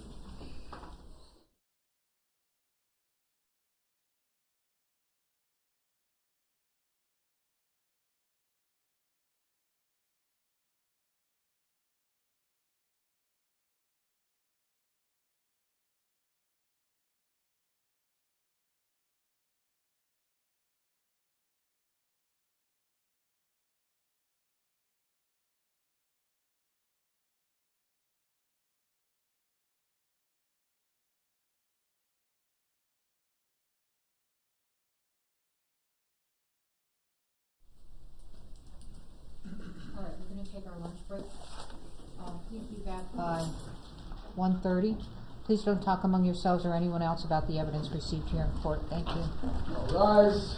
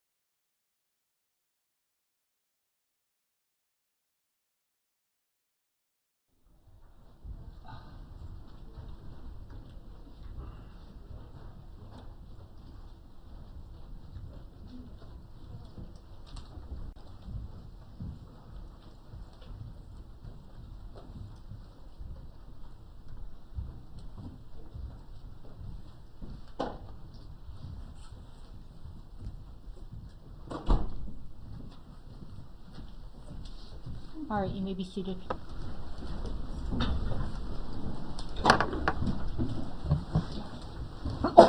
Excuse me. All right, Mr. Elliott, I want to just back up for a brief moment, and I want to go back to any concerns you had about the projectile not matching the gun. I'm not sure that I fully understand what your concerns are in that regard. Would you articulate them for us again? Yes, I was referring to the concerns that a detective would have upon arriving at scene. You don't have at the time, the results of lab testing. So, and you have nothing guaranteed. What do you mean, nothing guaranteed? Well, at the time, you had some people saying this is the gun, but you didn't have any evidence, scientific evidence, show that was the gun, which was later found to be true. I'm just talking about you have so many variables and so many unknowns that you can only use interviews on the scene to confirm and deny things. One person saying this is the gun, that may very well be the gun, but you have to see if someone else can verify that. Later on you're going to have lab results, not at the time. And that's what I was referring to, is at the time, at the scene on October 21st. So what's your concern then about the investigation that the Sheriff's Department did with regard to the gun?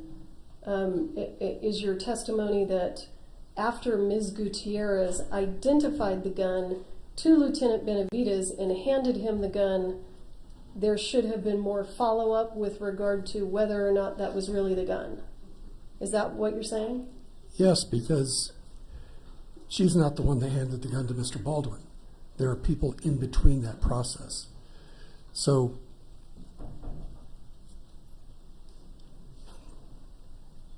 Continue, sir. I apologize. Again, pieces of information come out as they're going through both processing the scene and interviewing people. And now we know that there is some time delay between the firearm being loaded, the firearm being on the cart, the firearm making it to Mr. Baldwin inside the church. And that's what I meant by the investigation at the time. A lot of information is coming out over months. Some information has come much later. But you agree with me that Ms. Gutierrez handed Lieutenant Benavidez the gun and said, this is the gun that was being used, and when she said that, she had been identified as the armor on the movie set. You agree with that? I do. And you also agree that, not surprisingly, that turned out to be the gun. You agree with that? Oh, I do, yes. So,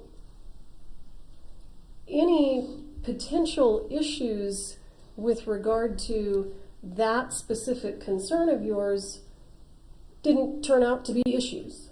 There's no issue. You agree with that? This is the gun that fired that projectile. Correct, yes. Okay.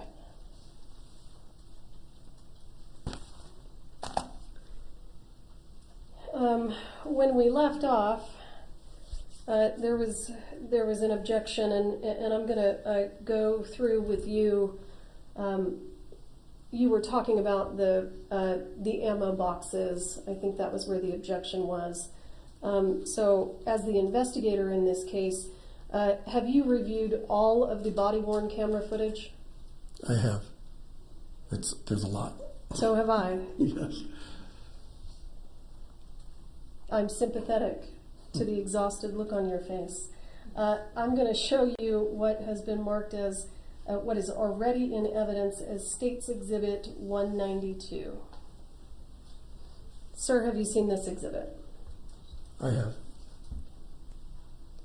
Do you agree with me that this is Lieutenant Benavidez is pointing to the box that Ms. Gutierrez identified as the box that she was pulling ammunition from? Do you agree with that? He is pointing to a box of ammunition, yes.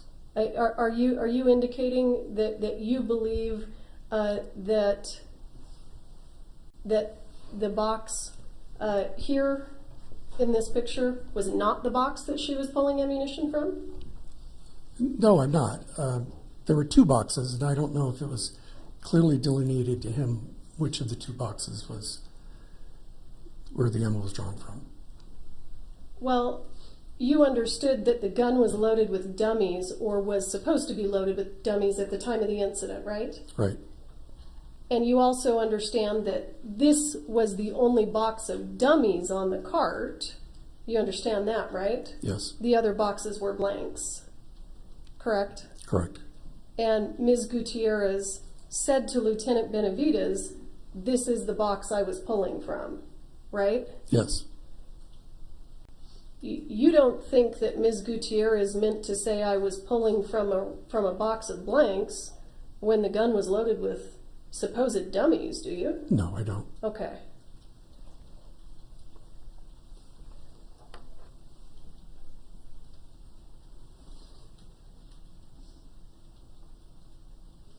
State's Exhibit 62. Have you seen this photo?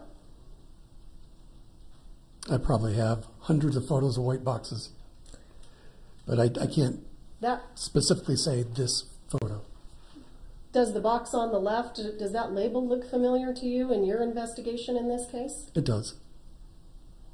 So, based on your investigation, do you have any reason to believe that the box that Ms. Gutierrez pointed out to Lieutenant Benavides is not this box that he took and placed in his unit? I do not. And I believe that photo is taken in the unit, isn't it? Yes, it is. Yeah, I can see the seat. State's Exhibit 63. You understand that this is a photo of that exact same box when it was taken into evidence at the Sheriff's Department, right? Yes, that's how it's labeled. Yes. I'm not asking how it's labeled. You've reviewed the evidence at the evidence room, right? Yes. And you've reviewed all the photographs that were taken on scene. Yes.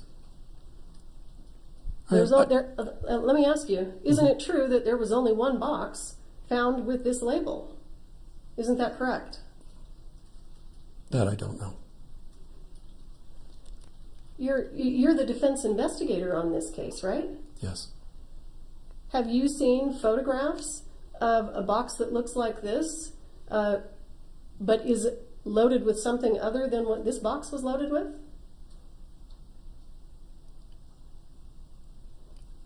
Sir, do you have any reason to believe that there were two boxes with this label that were taken into evidence? I do not know.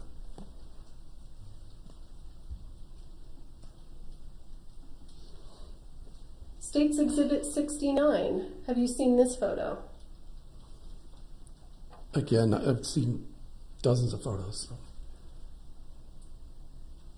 Well, you're here to give an opinion about the investigation on this case. Are you not familiar with this photograph? Specifically, no. Okay. Did you watch the interview in November that Ms. Gutierrez gave to Detective Hancock? I did. And do you recall during that interview, Ms. Gutierrez holds up her phone and says, "This is a picture of our dummies," meaning the dummies that she would bring on the set. Do you recall that? I do recall that, yes. Isn't this the photo that she showed? You don't know? Not at this point, no. Okay. You weren't watching the testimony of our expert, Mr. Hawks, when he laid the foundation for this and indicated that this photograph was sent from a contact in her phone named Dad Kula to her the day before the interview with Detective Hancock. Were you not aware of that? I was not, no.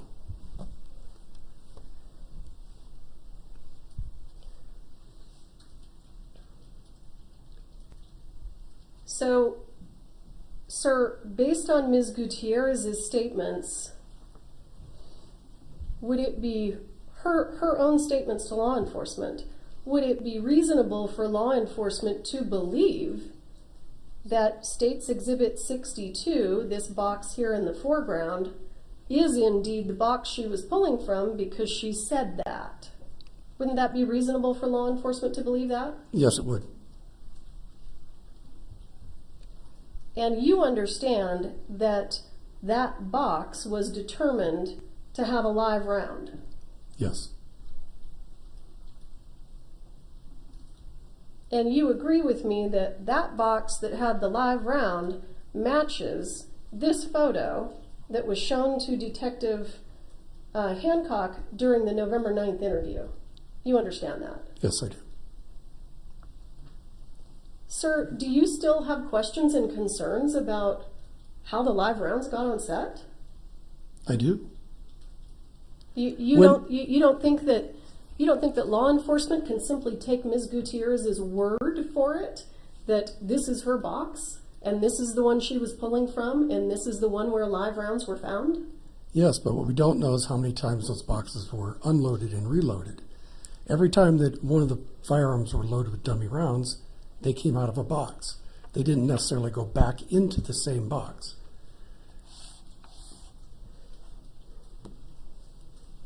Do you agree with me, sir, that there are certain things in homicide investigations that just simply can't be controlled for? You agree with that? Oh, absolutely.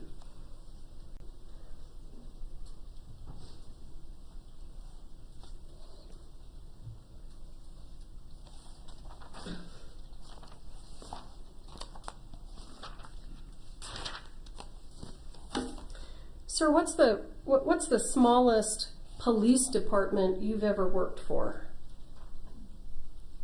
Albuquerque PD. You agree with me that the Albuquerque Police Department is approximately 10 times the size of the Santa Fe County Sheriff's Department with regard to the number of commissioned officers?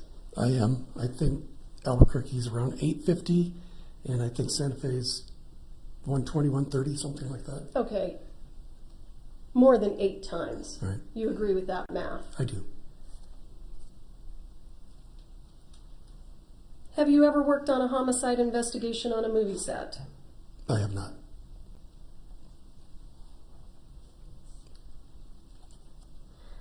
Do you agree with me that normally in homicide investigations, police aren't concerned with where the live ammo came from? This case is unique in that regard, isn't it? This case is unique from the beginning, yes. Okay, it is, Yes. right? It's unique from the beginning. So police officers, you would agree, are not trained in how to investigate homicides on movie sets where they're not supposed to have live rounds, they're supposed to have fake rounds. Cops aren't trained in that, right? Specifically, no. Okay.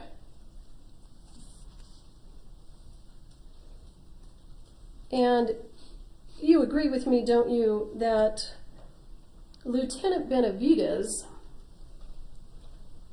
can't just let Ms. Gutierrez walk around the movie set with a firearm that appears to have just shot 2 people. You agree with that? Oh, I do agree with that with reference to firearm, yes. Yeah. It was incumbent on Lieutenant Benavidez to remove that firearm from her possession, correct? From anyone's possession, yes. And you just take issue with the fact that he didn't put a glove on before he did it. Basically, yes. But you agree that the fact that he didn't put a glove on didn't turn out to create any significant evidentiary issues in this case because everybody knew who was holding the gun and everybody knew who shot the gun. You agree with that? I do.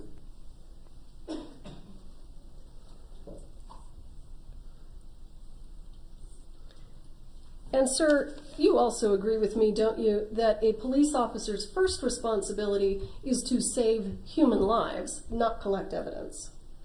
Correct, as I stated, yes.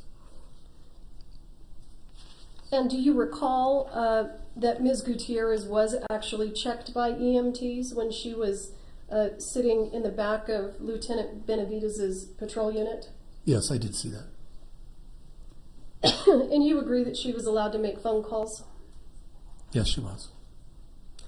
I think you indicated that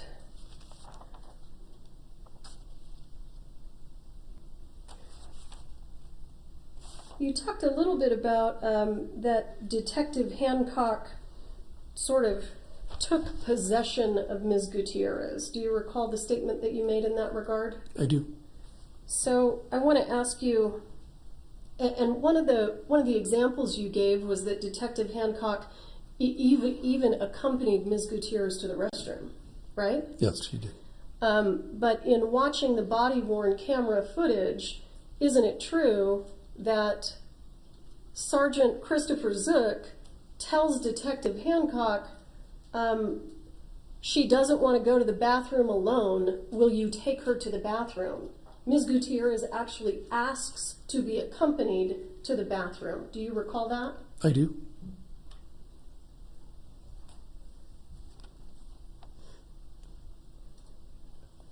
And do you agree with me that it was Ms. Gutierrez who asked to be placed in Detective Hancock's patrol unit? That wasn't something that the police just unilaterally did with her. No, she did. She did ask. Is there a problem with them granting her request that she be accompanied to the bathroom? No, but I didn't think that included going into the bathroom with her.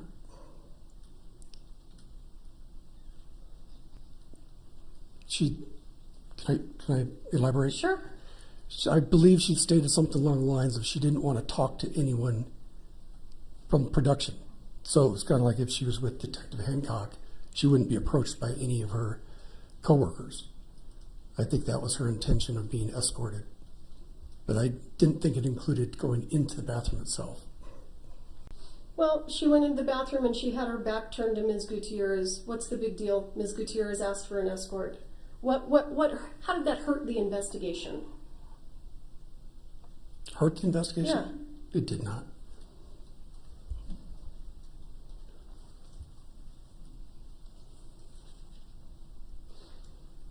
Now, Ms. Gutierrez stayed on set and she was sitting in a police car with the door open, and there was a coworker of hers sitting in there visiting with her. You agree with that? Yes, I do. And she had her phone. You agree with that? Yes. She was allowed to make phone calls. Yes. She was never placed in handcuffs. You agree with that? Correct. So what's problematic about that? How was she mistreated by police? I didn't say she was mistreated. It was every appearance of not being free to leave. I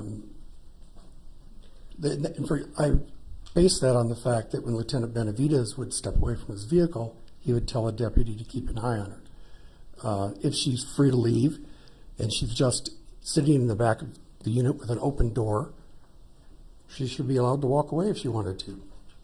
It gives the impression that she is in custody when you're not free from constant observation from law enforcement. Well, but isn't it true that she seemed to be having a panic attack, and it was appropriate for Lieutenant Benavidez, when he walked away, to ask another officer to keep an eye on her, to make sure she's okay? Isn't that true? At that time, she appeared fine. Did she? Is that a yes? That's a yes. So, was it your expectation that Mr. Baldwin should have been detained? Do you believe that they should have detained him? I do. And do you believe that they should have put him in a police car and taken his phone away? Not necessarily placed in a police car, but it should have been segregated from the other witnesses, and his phone should have been taken to preserve evidence. Don't you agree with me that there has to be probable cause that there may be evidence on the phone before the phone can be taken? But they wouldn't know if there was going to be evidence on the phone without interviewing him. There was no other way to know whether there was evidence on that phone or not. But he was on the phone when law enforcement arrived, so who was he talking to? Well, Did you look at his call logs? That's after the fact. I'm talking about when deputies arrived at the scene. Okay, I appreciate that, but what I'm trying to figure out is what about your concerns actually turned out to be real issues with the investigation? What evidence was missing or hidden by Mr. Baldwin? What evidence do you have? We don't have the full contents of his phone. Has the defense filed any kind of a motion in this case to try to get the full contents of his phone? That I don't know. And you understand, though, that a full extraction of Mr. Baldwin's phone was done in New York, but we were given a limited report. You understand that? Yes, I do. And you also understand that originally the same thing happened with Ms. Gutierrez. A limited report was generated from a full extraction, correct? Yes. Okay. And you agree with me that defense counsel is free to issue subpoenas and file motions to compel and do all of those things in a case if they feel that they're missing evidence? Yes, I'm aware of that.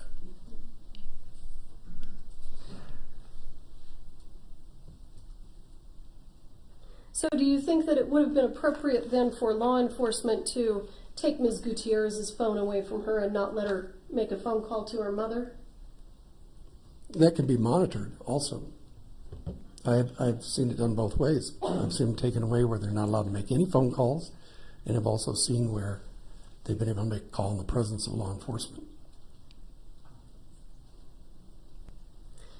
Sir, generally in your experience as a law enforcement officer, do you usually continue to investigate an individual for a crime after you have, let's say for months, after you have been unable to develop a single lead that that person was involved?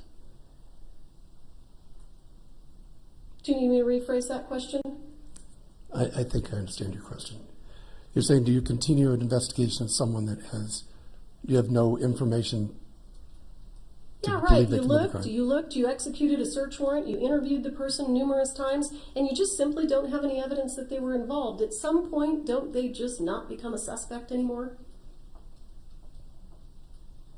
I don't know if that's the correct phrase, but What your would the your investigation is over. You've taken the investigation as far as you can go. Right. Right. So at some point with Mr. Kinney, they executed a search warrant, they interviewed him numerous times, and they didn't come up with anything. So what do you think they should have done to continue? At that point, there wasn't much further they could go. And, sir, are you aware that the FBI will not do DNA testing on rounds, whether they're spent or unspent? Were you aware of that? I heard about it in this case, but they have done DNA testing on casings, unspent casings. Well, weren't you present? Were you present for a pretrial interview of the DNA expert in this case? I was. And you heard her during the interview state that they won't do this kind of DNA testing, correct? I did. All right.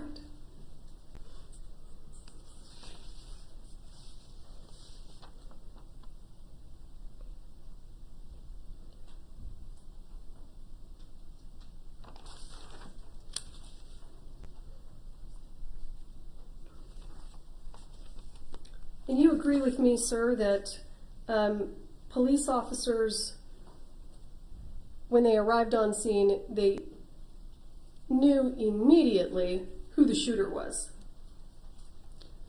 I think that information arrived shortly after the first deputies arrived, but it was before the lieutenant arrived. There's a little lag there, but not much time at all. Okay, and Mr. Baldwin didn't leave the scene, did he? He did not.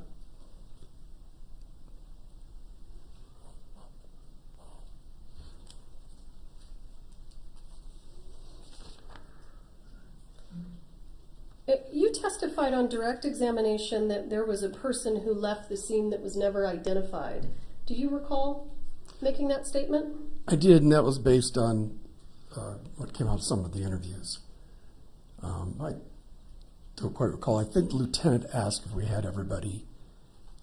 And What lieutenant are you talking Lieutenant about? Benavides. Okay. And one of the deputies responded with, one left. And I think he asked who that was, and the deputy didn't know. But you know, don't you? Because you interviewed him and you asked him.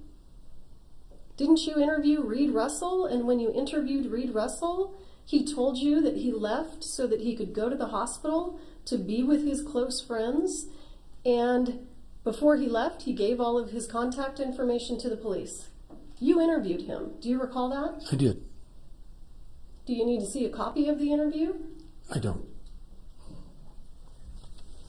And you also understand that Mr. Russell, who left the scene to go to the hospital, was interviewed the very next day by Detective Cano. Aren't you aware of that? I am, yes.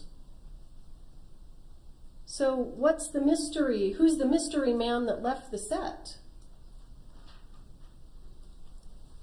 He was identified, right? Correct?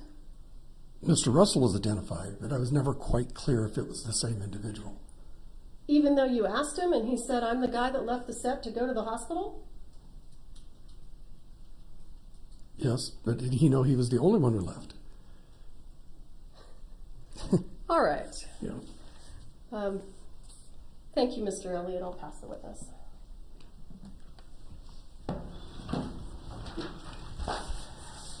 Redirect.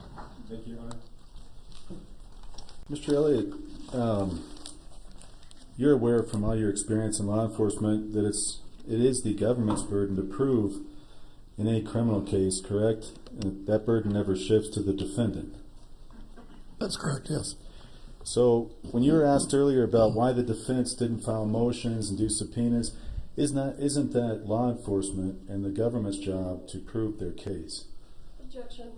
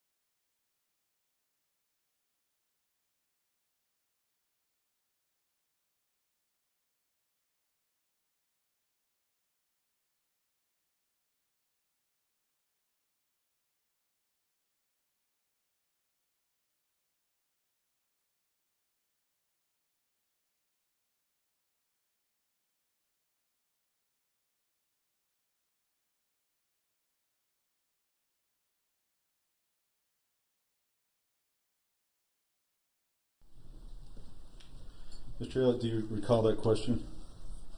I do. Okay, and is it always the government's burden to prove their case, to prove in a criminal case? It is. Okay. Now, if law enforcement doesn't timely and appropriately obtain evidence, does that sometimes impact an entire investigation? It can. For example, in your experience as a homicide detective and working in civilian and military law enforcement, if you delay a search warrant for a month, can that materially impact a case? It can. And in your experience, have you seen times when there's been that kind of delay where evidence goes missing? I have. You talked earlier about the FBI and other cases you had been aware of where they had obtained DNA. You did not expand on that. Have you been aware of other cases in which the FBI has searched for DNA on casings? The Las Vegas shooting. So based on that answer, is it your understanding they do have the capacity, the ability to do that? They do have the ability, yes.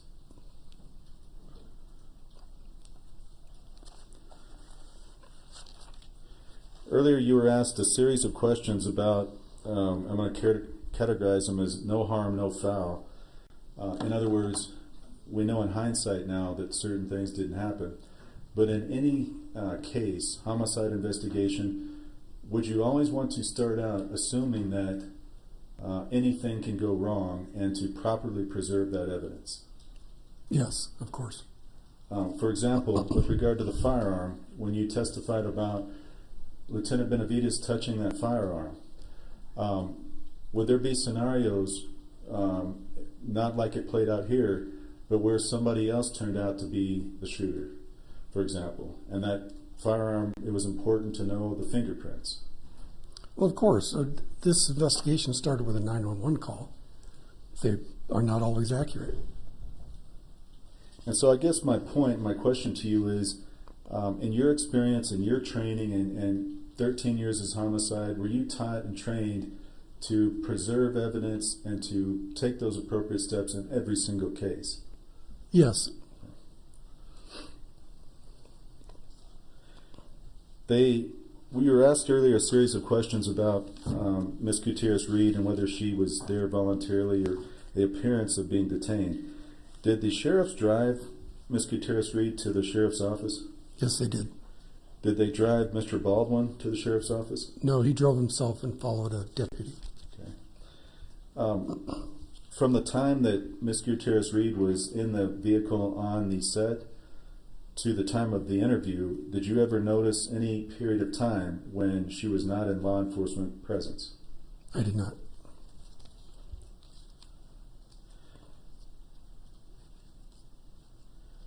With regard to the questions about items and boxes on the prop card that you were asked, the 2 boxes, is it clear to you from reading the reports, everything that you reviewed in this case, what items Sarah and the other 2 individuals may have removed from the prop card and taken to the prop truck? No, it is not clear to me. And based on your entire review of the whole case, has there ever been any follow-up or any information you've received that would have clarified that, what they took from the prop card? No, a vague couple long guns. I think 2 revolvers, they do know who they came from. And other items that I don't know of. One last question. If law enforcement delays, if they do not conduct a full investigation, is it possible for the defense to lose out on evidence that may have been exculpatory? Yes, there is. I have no further questions. You're excused, thank you. Next witness. Your Honor, we call Frank Kusi.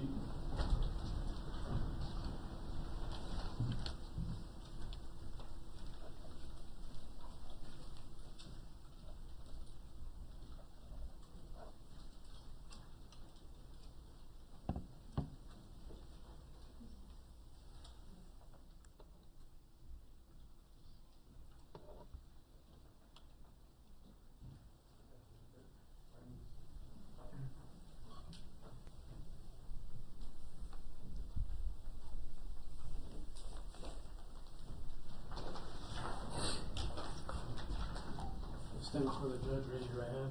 Do you swear or affirm under penalty of law that the testimony you'll give in this case will be the truth, the whole truth, and nothing but the truth? I do. All right, have a seat talking to the microphone. Thank you.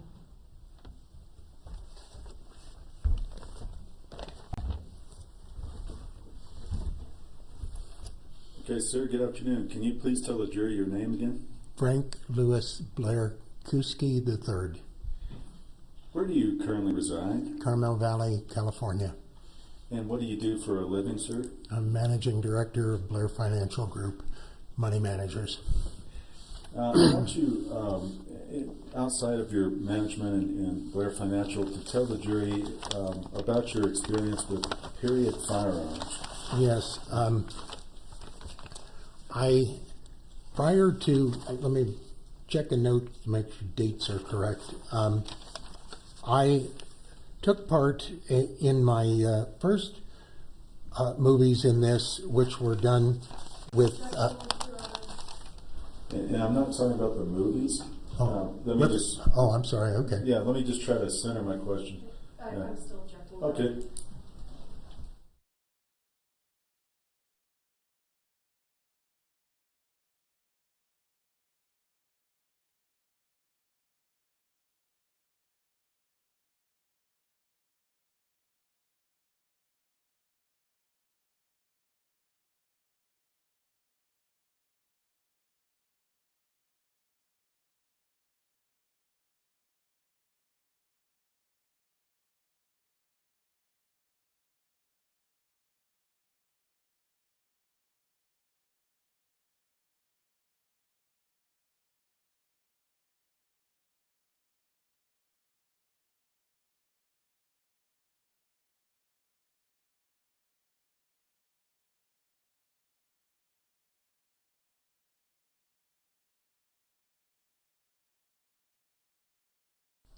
Okay, Mr. Kusi, if I can just direct that a little more, I want to go just give the jury an overview of your experience with firearms, and not necessarily getting into movies yet, but your experience with firearms and period firearms, and how you obtain that familiarity. Do you wish for the long explanation or the short? No, the short. The short's always better. My father was a combat MP in the Second World War. I was shooting almost from birth. I was sent to rifle camp in Butte, Montana at age 6, which is hard to imagine. I grew up around a hunting family. My grandfather was a big-time hunter. I grew up hunting deer and pheasants with my uncle in the forests of Ohio. I had Ohio and Indiana and Pennsylvania hunting licenses ever since they were required. I was a member, I was a Boy Scout Riflery Merit Badge winner. I worked, was a member of the Kenyon College of Rifle Team. Following graduation from Kenyon College, I took up firearms in a very serious way, beginning collecting and shooting. I was trained by Louis Tenenbaum, essentially right out of college, who was a member of the U.S. Army Marksmanship Unit, who thought I was worth taking his time with that. I appeared in a number of little television shorts and things like that through that time period. And when I really got going on primitive firearms, and I won't even talk about self-defensive guns at this point, I was trained in combat guns. I first appeared in the George Washington television miniseries in 1984, and I was assigned my role as a surveyor in the wilderness, and of course I had my first real flintlock in my hands at that time. I, during the earlier times, had shot a lot of primitive weapons, primarily flintlocks. Black powder stuff, was very interested in that. After that, I got going and I joined a group called the 1st American Regiment in 1985, which was the premier late 18th century, early 19th century reenactors for military reenactment. And during this time, and I believe you have a nice picture of me firing cannons, I became a sergeant of artillery doing reenactment big time. And in that capacity, I appeared in lots of movies. I fired artillery. This is 18th century artillery. I fired the 1812 Overture with Cincinnati Symphony in various performances in big stadiums and things. I also, sorry for the cough, I also answered questions for NBC Nightline fairly routinely on weapons identification because, of course, I'm fairly good expert in Russian weapons and one of the largest collectors in the United States. I took part with 1st American Regiment in many, many, many different film productions, television productions, that sort of thing, which were done by PBS and I believe the History Network. These were shown at the time on television and also became educational movies, programs. They sold the rights to us, charging with bayonets to all kinds of ad agencies. Okay, let me stop you for a second, because there's a lot of information. And, I'm sorry. No, it's okay. But I want to ask you, in the course of that, and you've had a whole lifetime, is that fair to say? Yes, it is. Of gun.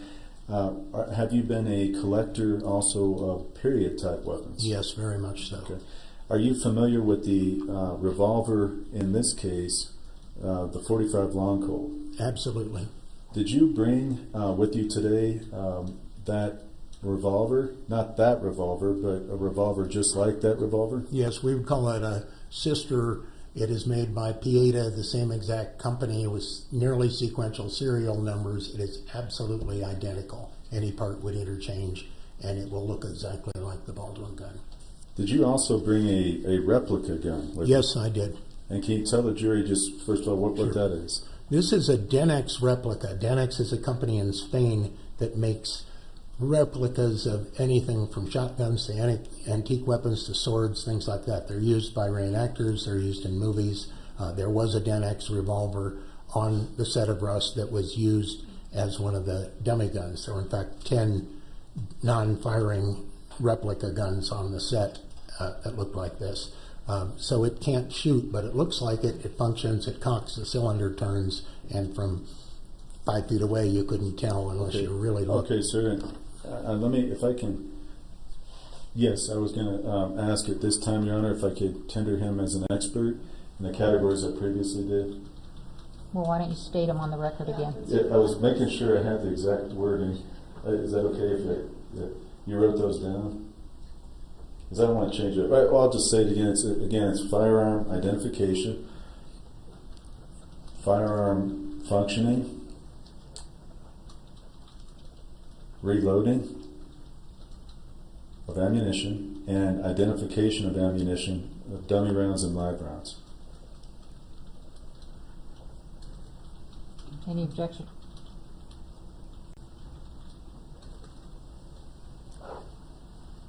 No objection within the confines of what we discussed at the bench. All right, thank you. Yes, I understand. So, sir, if you will, I'm sorry.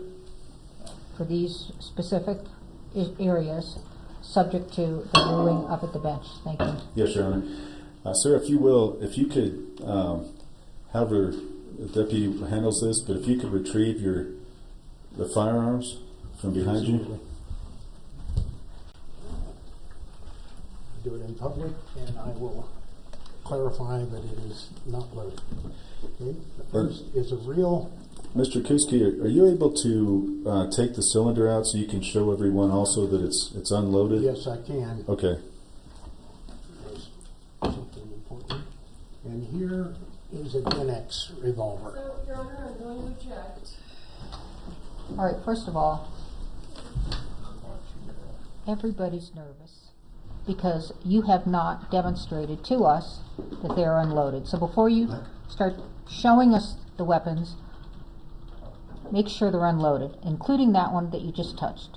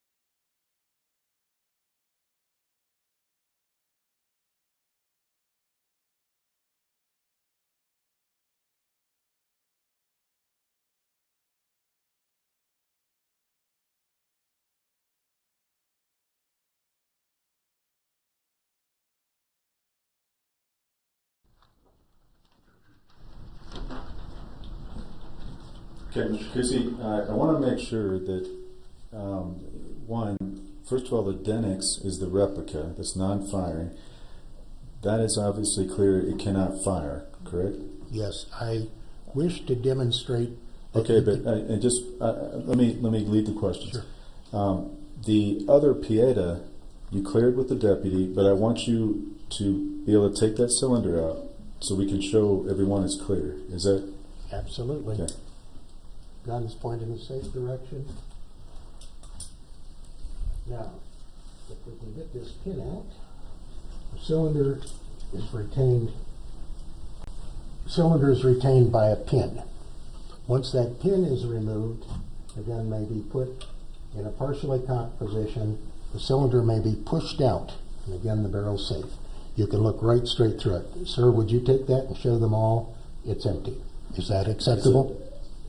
It's up to the court. No. Yes. Okay. No, the deputy is not involved in this okay. case. Okay. And so, It is empty. I demonstrated it's empty. okay, okay. May I return it to the Yes. firearm?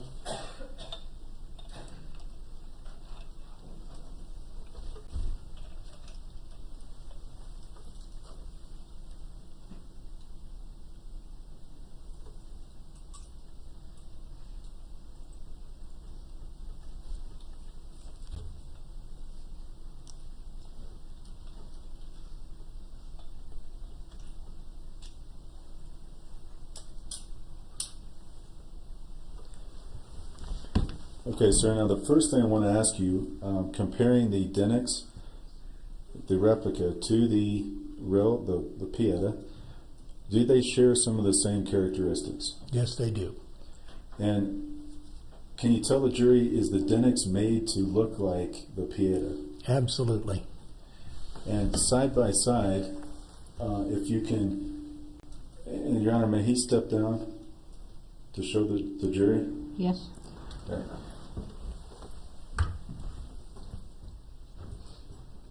Sir, if you can show them the Pieta and the Denix side by side, just so they can see. This is a Denix.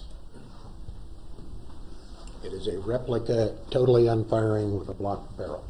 It functions completely like a regular revolver. The cylinder turns, it will cock, it will snap and fire. It's unable to fire any ammunition. It's used as a replica, it's made of metal, and it functions just like a single action Army Colt, but it can't fire. I'll bring the next one, and then we'll compare them. Next gun, in the safe position. This is a Pieta revolver. This is the sister gun to the Baldwin gun. It's a .45 caliber single action 1873 revolver, like was issued to Custer's troops. It is a true .45 long Colt. We call it just Colt. And it was designed for the U.S. Army to be able to kill a man and a horse. And it was the most popular firearm in Western movies. Thank you, Mr. Kuski. If you could. Now may I show the two together? Yes, if you will just show what, but not with testimony, but just showing them.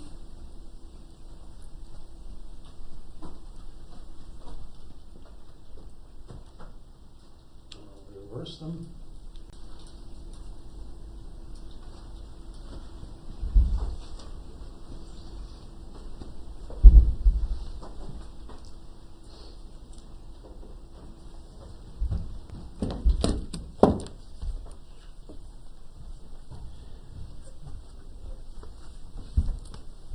Mr. Kuski, in your review as an expert in this case, are you aware whether there was a Denix revolver like that on set on Rust? Yes, there is. It was covered in the invoices as rented by Rust Management. Now, not demonstrating at this point, but can you tell the jury, based on what you just showed them on the Pieta, how you safely decock that firearm when you get it cocked? You wish me to pick up the gun and show how it is decocked? I would prefer first showing on a Denix to them, Yes. and then on a live Just one. show. Your Don't, Honor,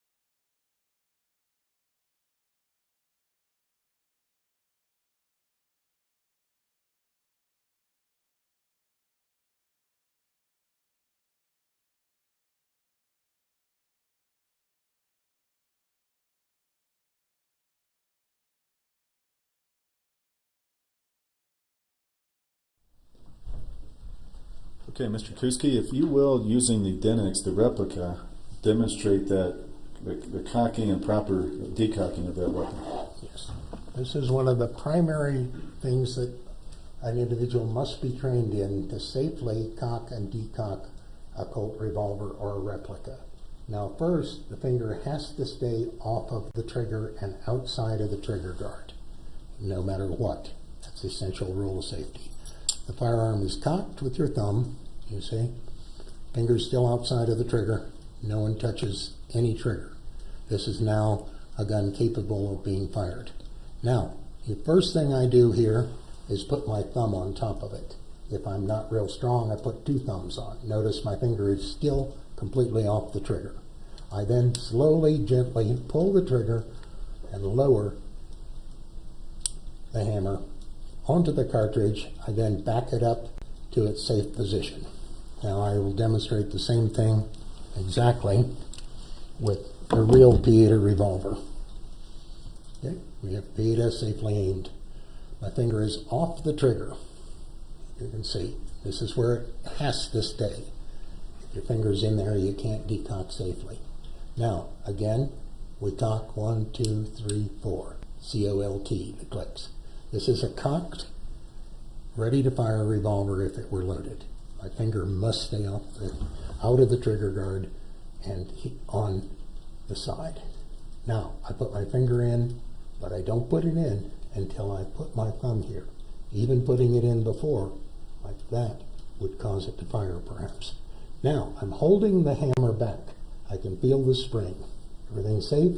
Now my finger goes on the trigger, pulls the trigger, slowly lowers to a safe position without snapping, and then pulls back to the safety notch, which removes the firing pin from the cartridge. Notice my finger is out of there again, not that the gun is cocked. And that's the only decocking. A guy doing this experience can do it with his thumb, because this is all knurled here, so it can't slip. Finger's out of there. I decock safely. Okay, thank you, sir. Thank you for demonstrating that. And I wanted to ask you, with regard to that operation, in this particular case, we're dealing with a movie set, obviously. Yes. Do the general rules of firearm safety, including the demonstration you just did, do they apply equally on movie sets? Absolutely. Okay. Now, in your work as an expert in this case, reviewing all the information, did you agree with Mr. Haig's conclusion regarding violation of some of those safety rules? Absolutely. Okay. Now I want to ask you, I want to switch topics. I want to ask you about reloading. There's been some testimony about an inertia puller. Yes. And if you could tell the jury what an inertia puller is. An inertia puller is basically a type of hammer that pulls bullets out of loaded cartridges when you have a misfire or you wish to disassemble old ammo. Basically, it has a plastic head about this big. It has a handle on it like a hammer that costs about $12. You put the cartridge, which could be any kind of cartridge, old dead cartridges, whatever you got, and you put it in, clamp it down with a little device, close the thing up. There'll be an empty space underneath, and there'll be a ring here holding the cartridge in metal, and you bang it on a table, and the bullet is pulled out. The bullet, remember, is the lead part, not the case. And the bullet will fall out. If there's powder, that will fall out as well. You then get a bullet, ka-ching. You have powder, which you can pour out, and you have a case, which may or may not be live primed, or maybe a good primer, maybe a rechargeable case, maybe anything that happens to be there. Okay, so Mr. Kuski, if you wanted to reload a round, let's say you want to convert a dummy round to a live round, what are the steps in the reloading process? Well, this is really extremely technically difficult, and the way it begins is you have to have, suppose it is a dummy. This is a beat up old piece of old brass that happens to have a dummy bullet in it. It has a dead primer in it. So what you start is you pop out the bullet. You see there's no powder. Now you turn over the case, put the bullet aside. The case is filthy. the case is all grody and nasty from sitting around. It has to go in a machine called a tumbler. Every reloader worth his salt has a tumbler. It's about this big. Sometimes it's a ball, sometimes it's a drum. It's filled with generally powdered walnut, and it's got a motor, and it spins and spins and spins as a polishing machine. And at the end of that time, you come out with brass that looks somewhat better than it started because it's knocked off some of the crud. You then wipe that down smooth. You then have to have a tool which is called a reloading press. I have a photograph, if you wish to see, of a reloading press. Would that be acceptable? We can actually, if you can finish. Well, let's go showing the finish. process, yeah. You then have a reloading press. The reloading press, as one of its functions, is to get that old dead primer out. Remember, the primer's in the little hole in the bottom of the brass you're holding. This press has a big lever. It has a special pin designed for that cartridge to remove the primer, because if it went the other direction, you'd bang the cartridge up. But there's one more tool you must have, and that's called a shell carrier or a little shell holder. And that's sized exactly for the diameter of the rim of the cartridge you're going to take apart. So 45 couldn't take a 380 or something like that. Has to be a 45. Slide in that so it holds it's completely solid. Put this in your press, line it up over the top, and pull. And when you pull, that pin will drive out the primer. Ka-ching. Now you've got a case with no primer in it. It's shined up as best as your material can do. Now we get to the good part. You have to put a new primer in. First, you have to have a new primer, and they're very, very hard to get in much of the markets because they've been just grabbed up. So you take this tiny little primer, you put it in a tool called a priming tool. This may be part of your press, or it may be an independent machine. And this will hold the primer safely. Again, it has to be for your cartridge. You have to put that little shell holder in. You put the shell, which is empty, the empty case, slide it into the holder, pull the lever, and the primer, which is quite explosive, is pressed carefully flat up into the exact right position.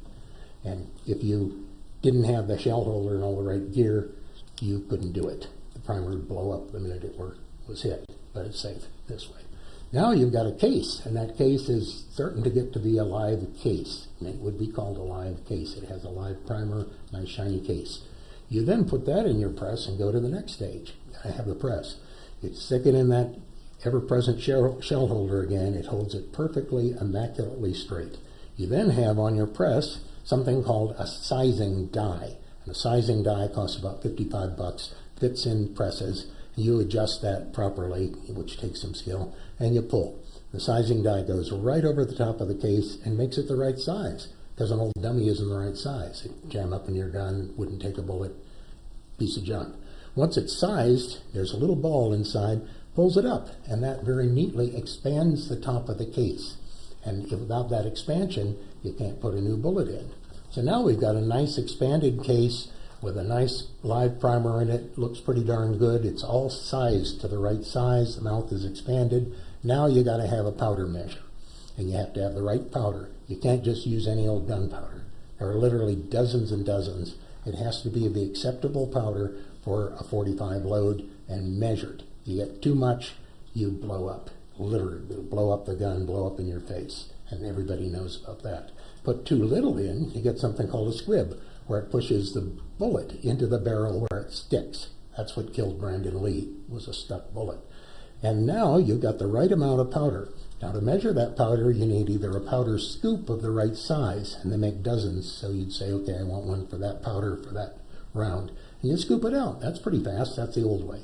The new way is something like what I have, and these are computer-driven, perfect measures that will get within 1 grain of powder. And they're computer-driven trickle chargers. They cost about $300.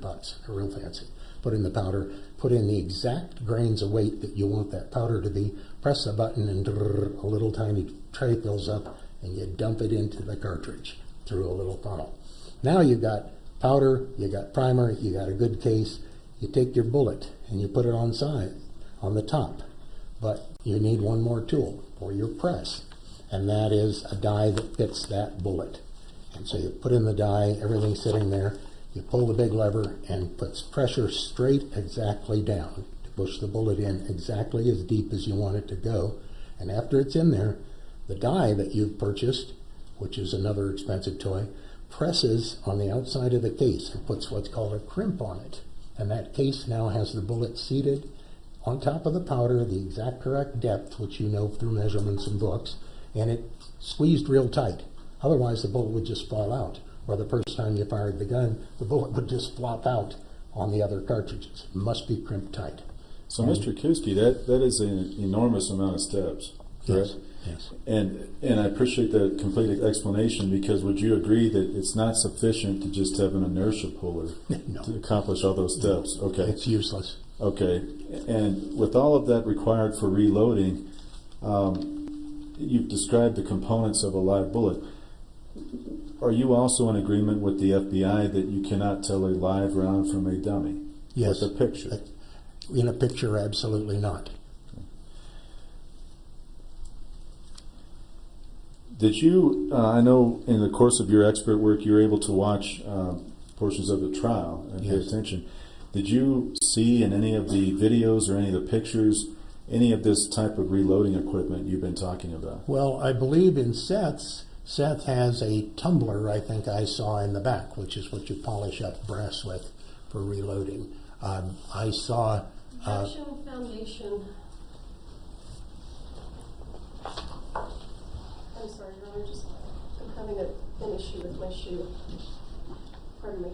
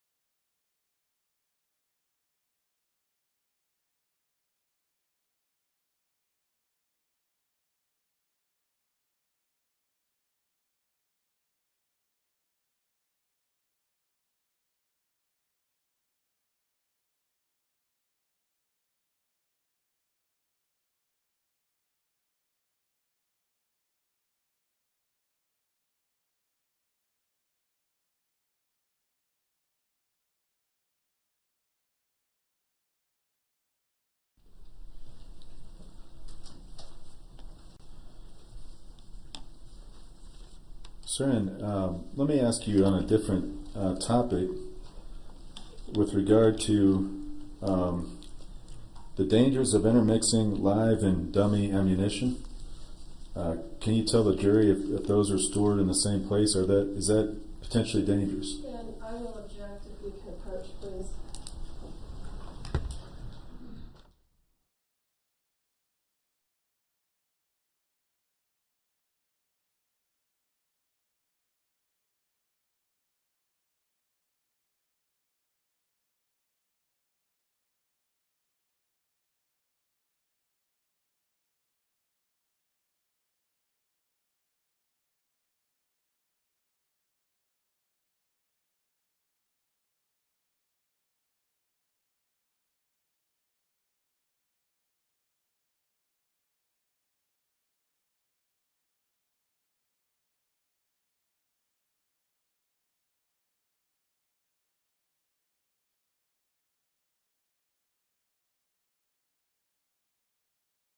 Mr. Kuski, do you regularly, as a gun collector, gun owner, everything, do you regularly have interaction with different types of ammunition? Yes, I do.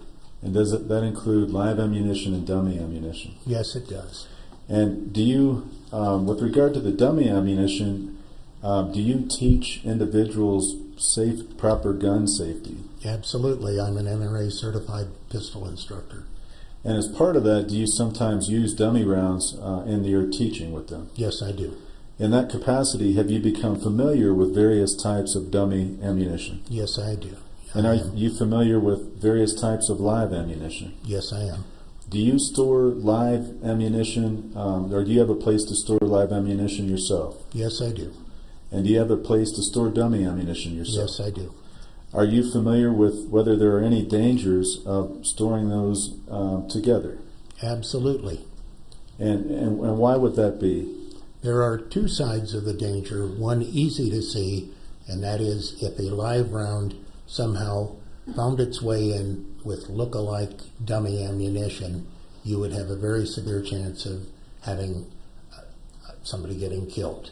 Now, the flip side is perhaps equally dangerous, though less visible. If I'm hunting Russian wild boar, which I hunt with a handgun in California, and I go to shoot at a Russian wild boar that weighs 325 pounds and it's coming right at me, and the gun goes click because I substituted a dummy, I will be the dead one.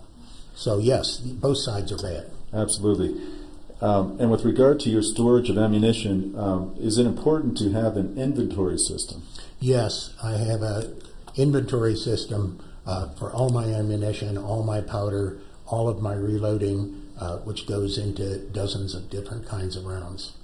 And in the course of your reloading, did you become aware that in 2021 timeframe, was it difficult to purchase primers? Yes, we called the great ammo shortage, and there was, for a variety of reasons, a huge run on ammunition. You couldn't get primers to reload.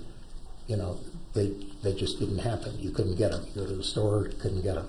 You couldn't get even 9mm ammo. You couldn't get almost anything. The store shelves were emptied out. People were hoarding powder. Even my long-range rifle stuff, I couldn't get powder. So yes, that was called the great ammo shortage, and to a certain extent it still goes on. Now, during your course as an expert, in this case, you heard Mr. Haig's testimony. Do you agree with his conclusion that the live rounds found on set were reloads? Yeah, well, hand loads. Hand A loads. reload means that it's an old case reloaded. He was very... Objection. Let's approach.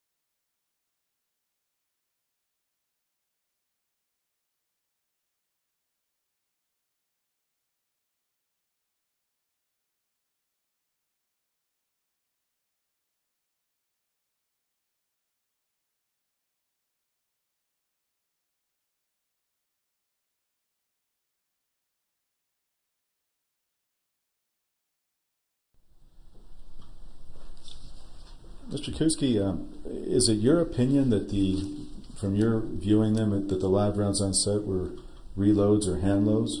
Yes, it is. And would you explain what you saw, the quality, were they lower quality in your opinion? Lower quality than what? In terms of like a store-bought round from a major manufacturer or something like that, or do you have an opinion on that? Well, I believe they were less consistent than that of a major manufacturer. Meaning, and I can expound on that if you wish. Yes. Okay. When you get... I'm going to object again to Let's Approach.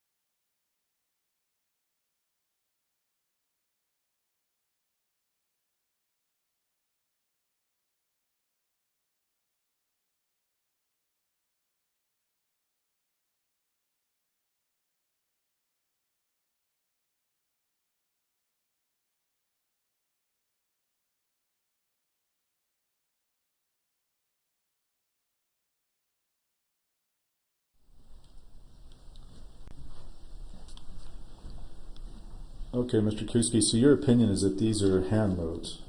Correct. Okay. Now, do you understand also as an expert in reviewing the information in this case, there are a variety of different types of dummy rounds on set? There were a variety? Yes. Okay. And did that include some that rattled, some that did not rattle, and some with a hole in the side? Yes. Okay. Did you also review evidence in this case of Mr. Baldwin not only being dangerous at the time of the actual tragic shooting, but dangerous at other times on set? Objection.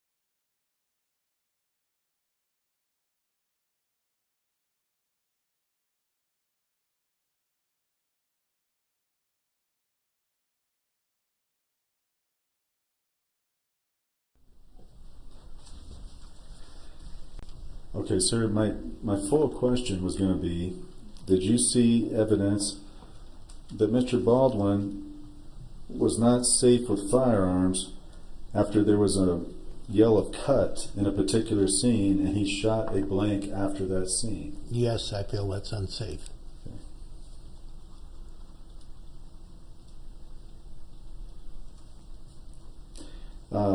One further question. Are you familiar with the period weapon called a Henry rifle? Yes, I am.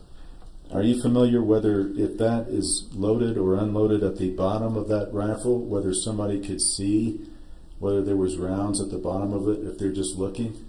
Yes, a Henry. May I go into detail? A Henry rifle is a predecessor to the Winchester. Mr. Henry actually invented the Winchester. It is a rifle with a very long barrel, doesn't have a handguard under, which was a problem. It's loaded from the top in a kind of a weird way, and the ammunition, the cartridges are dropped into a long tube where a spring pushes them down. One of the biggest disadvantages, and this was in the Civil War, is it has a long open side on it, beneath the barrel, where you can actually look in and see all the loaded cartridges. Now, they thought that was a really good deal until they got in the mud of the trenches and the cartridges were all jammed. Right now, if you look at a Henry, anybody who knows anything about Henrys looks at that Henry and says the whole side's open and you can see ammunition in there, dummies, whatever. And if you don't have that, they're going to be laughing because it looks like an empty rifle. Finally, sir, the last question I want to ask you, with regard to, there was some criticism in the trial, one point of Miss Gutierrez Reed holding a shotgun with it pointed in front of her. And is there, do you have an opinion on that with regard to, for example, military drill? Yes, I do. Objection.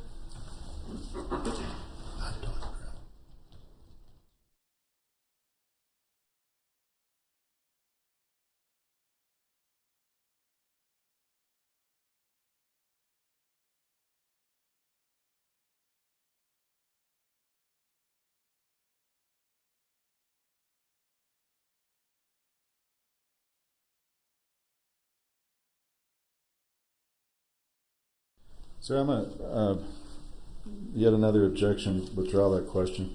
And that's all the questions I have. Cross-exam.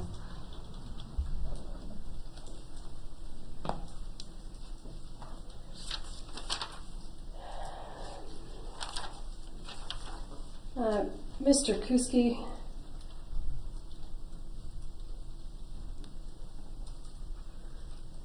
do you agree with me that basic gun safety requires that the handler of the gun not point the gun at anyone?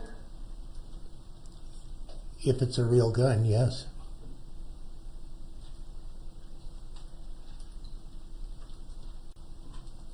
Do you agree with me that while you were sitting here in the courtroom, you pulled out a gun and you pointed it at the judge? I do not. You disagree? I pointed the gun into this space up here, never directly at the judge. Do you agree that basic gun safety requires that you keep the muzzle of the gun pointed down for safety? Not at all. A gun may be pointed, as any hunter education class like I taught, may be pointed up, may be pointed back, may be pointed cross arms, as in the military, may be pointed at the ground, may be put in something like a military stance, such as order arms with the butt on the ground and the piece right under your arm. So, no. And to further, in a cross draw or any of the... No, I'm not talking about a cross draw, thank you. Do you agree that when you pulled that firearm out and pointed it in the direction of the judge, the deputy standing next to you had to intervene and grab the gun and point it down? I want to object.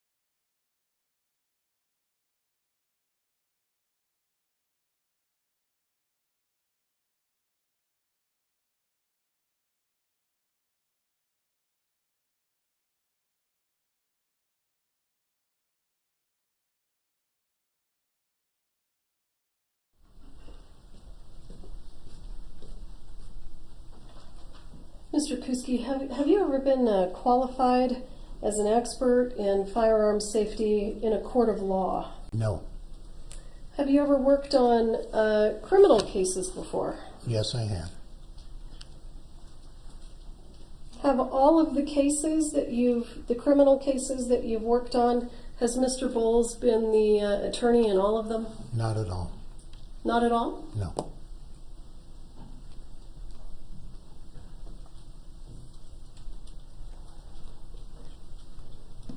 Give me a moment, please.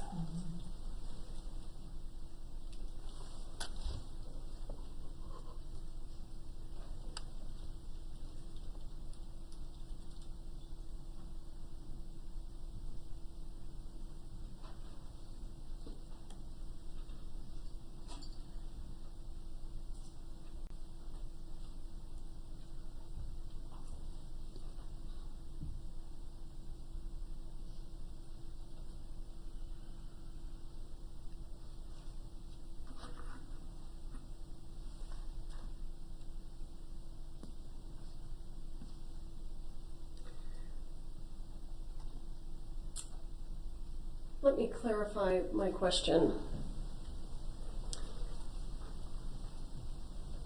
Have you worked on criminal cases related to the securities industry? Yes, I have. Okay. Other than, and you're an investment banker, correct? Not exactly, but sufficient name for it. Okay. And other than working on criminal cases having to do with securities, do you agree with me that the only other types of criminal cases you've worked on have all involved Mr. Bowles? I do not. Isn't it true, sir, that you provided a pretrial interview in this case on November 29th, 2023? Yes, I did. Yes. And isn't it true that during that interview, my investigator, Mr. Rice, asked you, is Mr. Bowles the only attorney that you've worked with? And your response was, outside of the securities industry in the past, yes. Yes, and I have worked since then, and I have worked prior to that confidentially with cases before the United States Navy and other cases which were criminal, and I believed you were speaking only of what's going on here. If you'd like to hear the other ones, I'm very happy to tell you. I worked, for example, with the Monterey Sheriffs. Is there a question? No, there isn't. There is not a question on the table right now.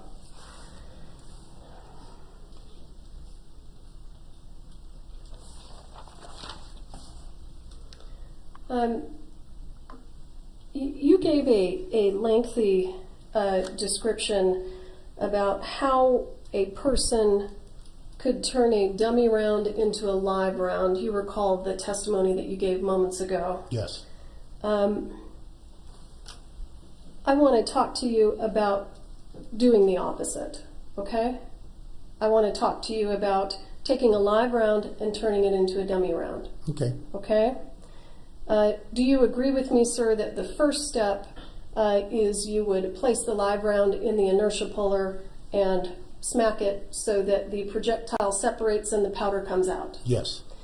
And at that point in time, you are left with an empty casing, a projectile, a pile of gunpowder. But the problem with your casing is that it still has a live primer, right? That's right. So in order to make the primer inert, you can take that empty shell casing with that live primer, you can put it into a firearm, and you can fire it. Correct. And now I've made the primer inert. There is another way if you wish to hear. No, I appreciate you, though. But Thank you. Yes, I agree. You agree that what I'm saying, it can be done. Can be done.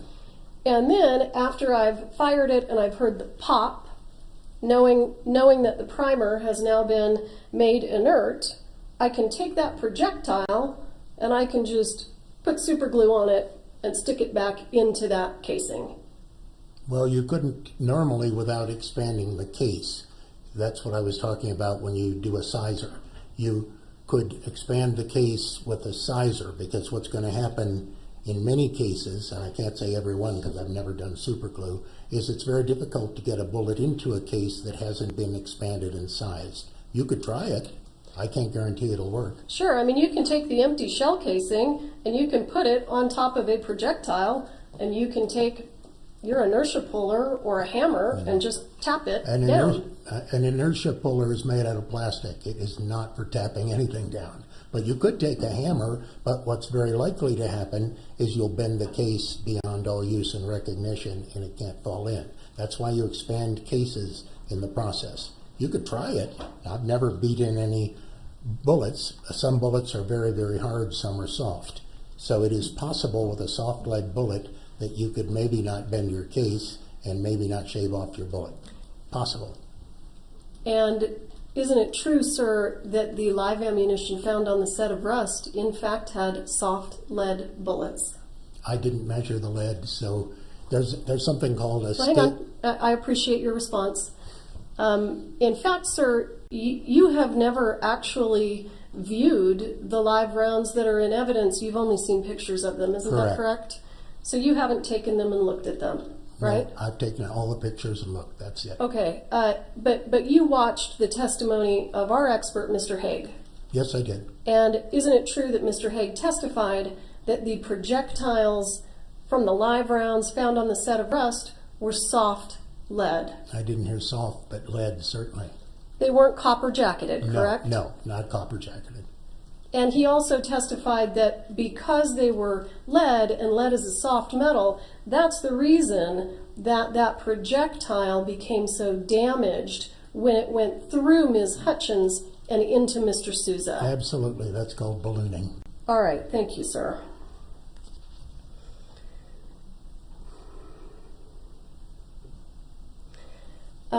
You testified on direct examination that you can't tell a live round from a dummy round in a photograph. Simply in a photograph. I agree with Mr. Haig, who said the same thing.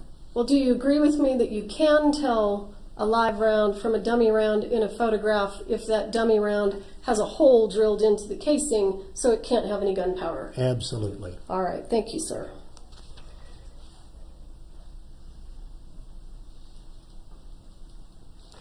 And in your review of the case materials, sir, you understand that live ammunition from PDQ Props was sent to the FBI, and it was determined to be substantially different than the live rounds found on the set of Rust. I do.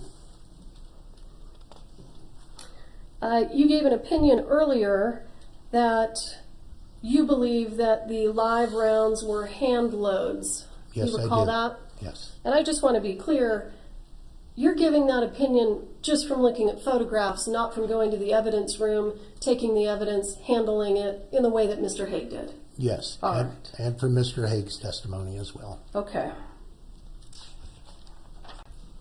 I'll pass the witness. Yeah, I don't have any follow-up questions. This witness is excused, thank you. May you help me with these?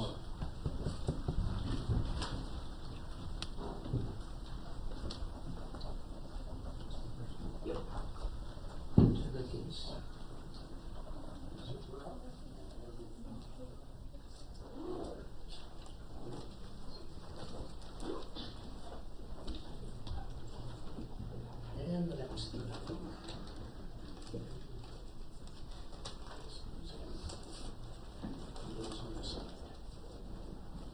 my hammer.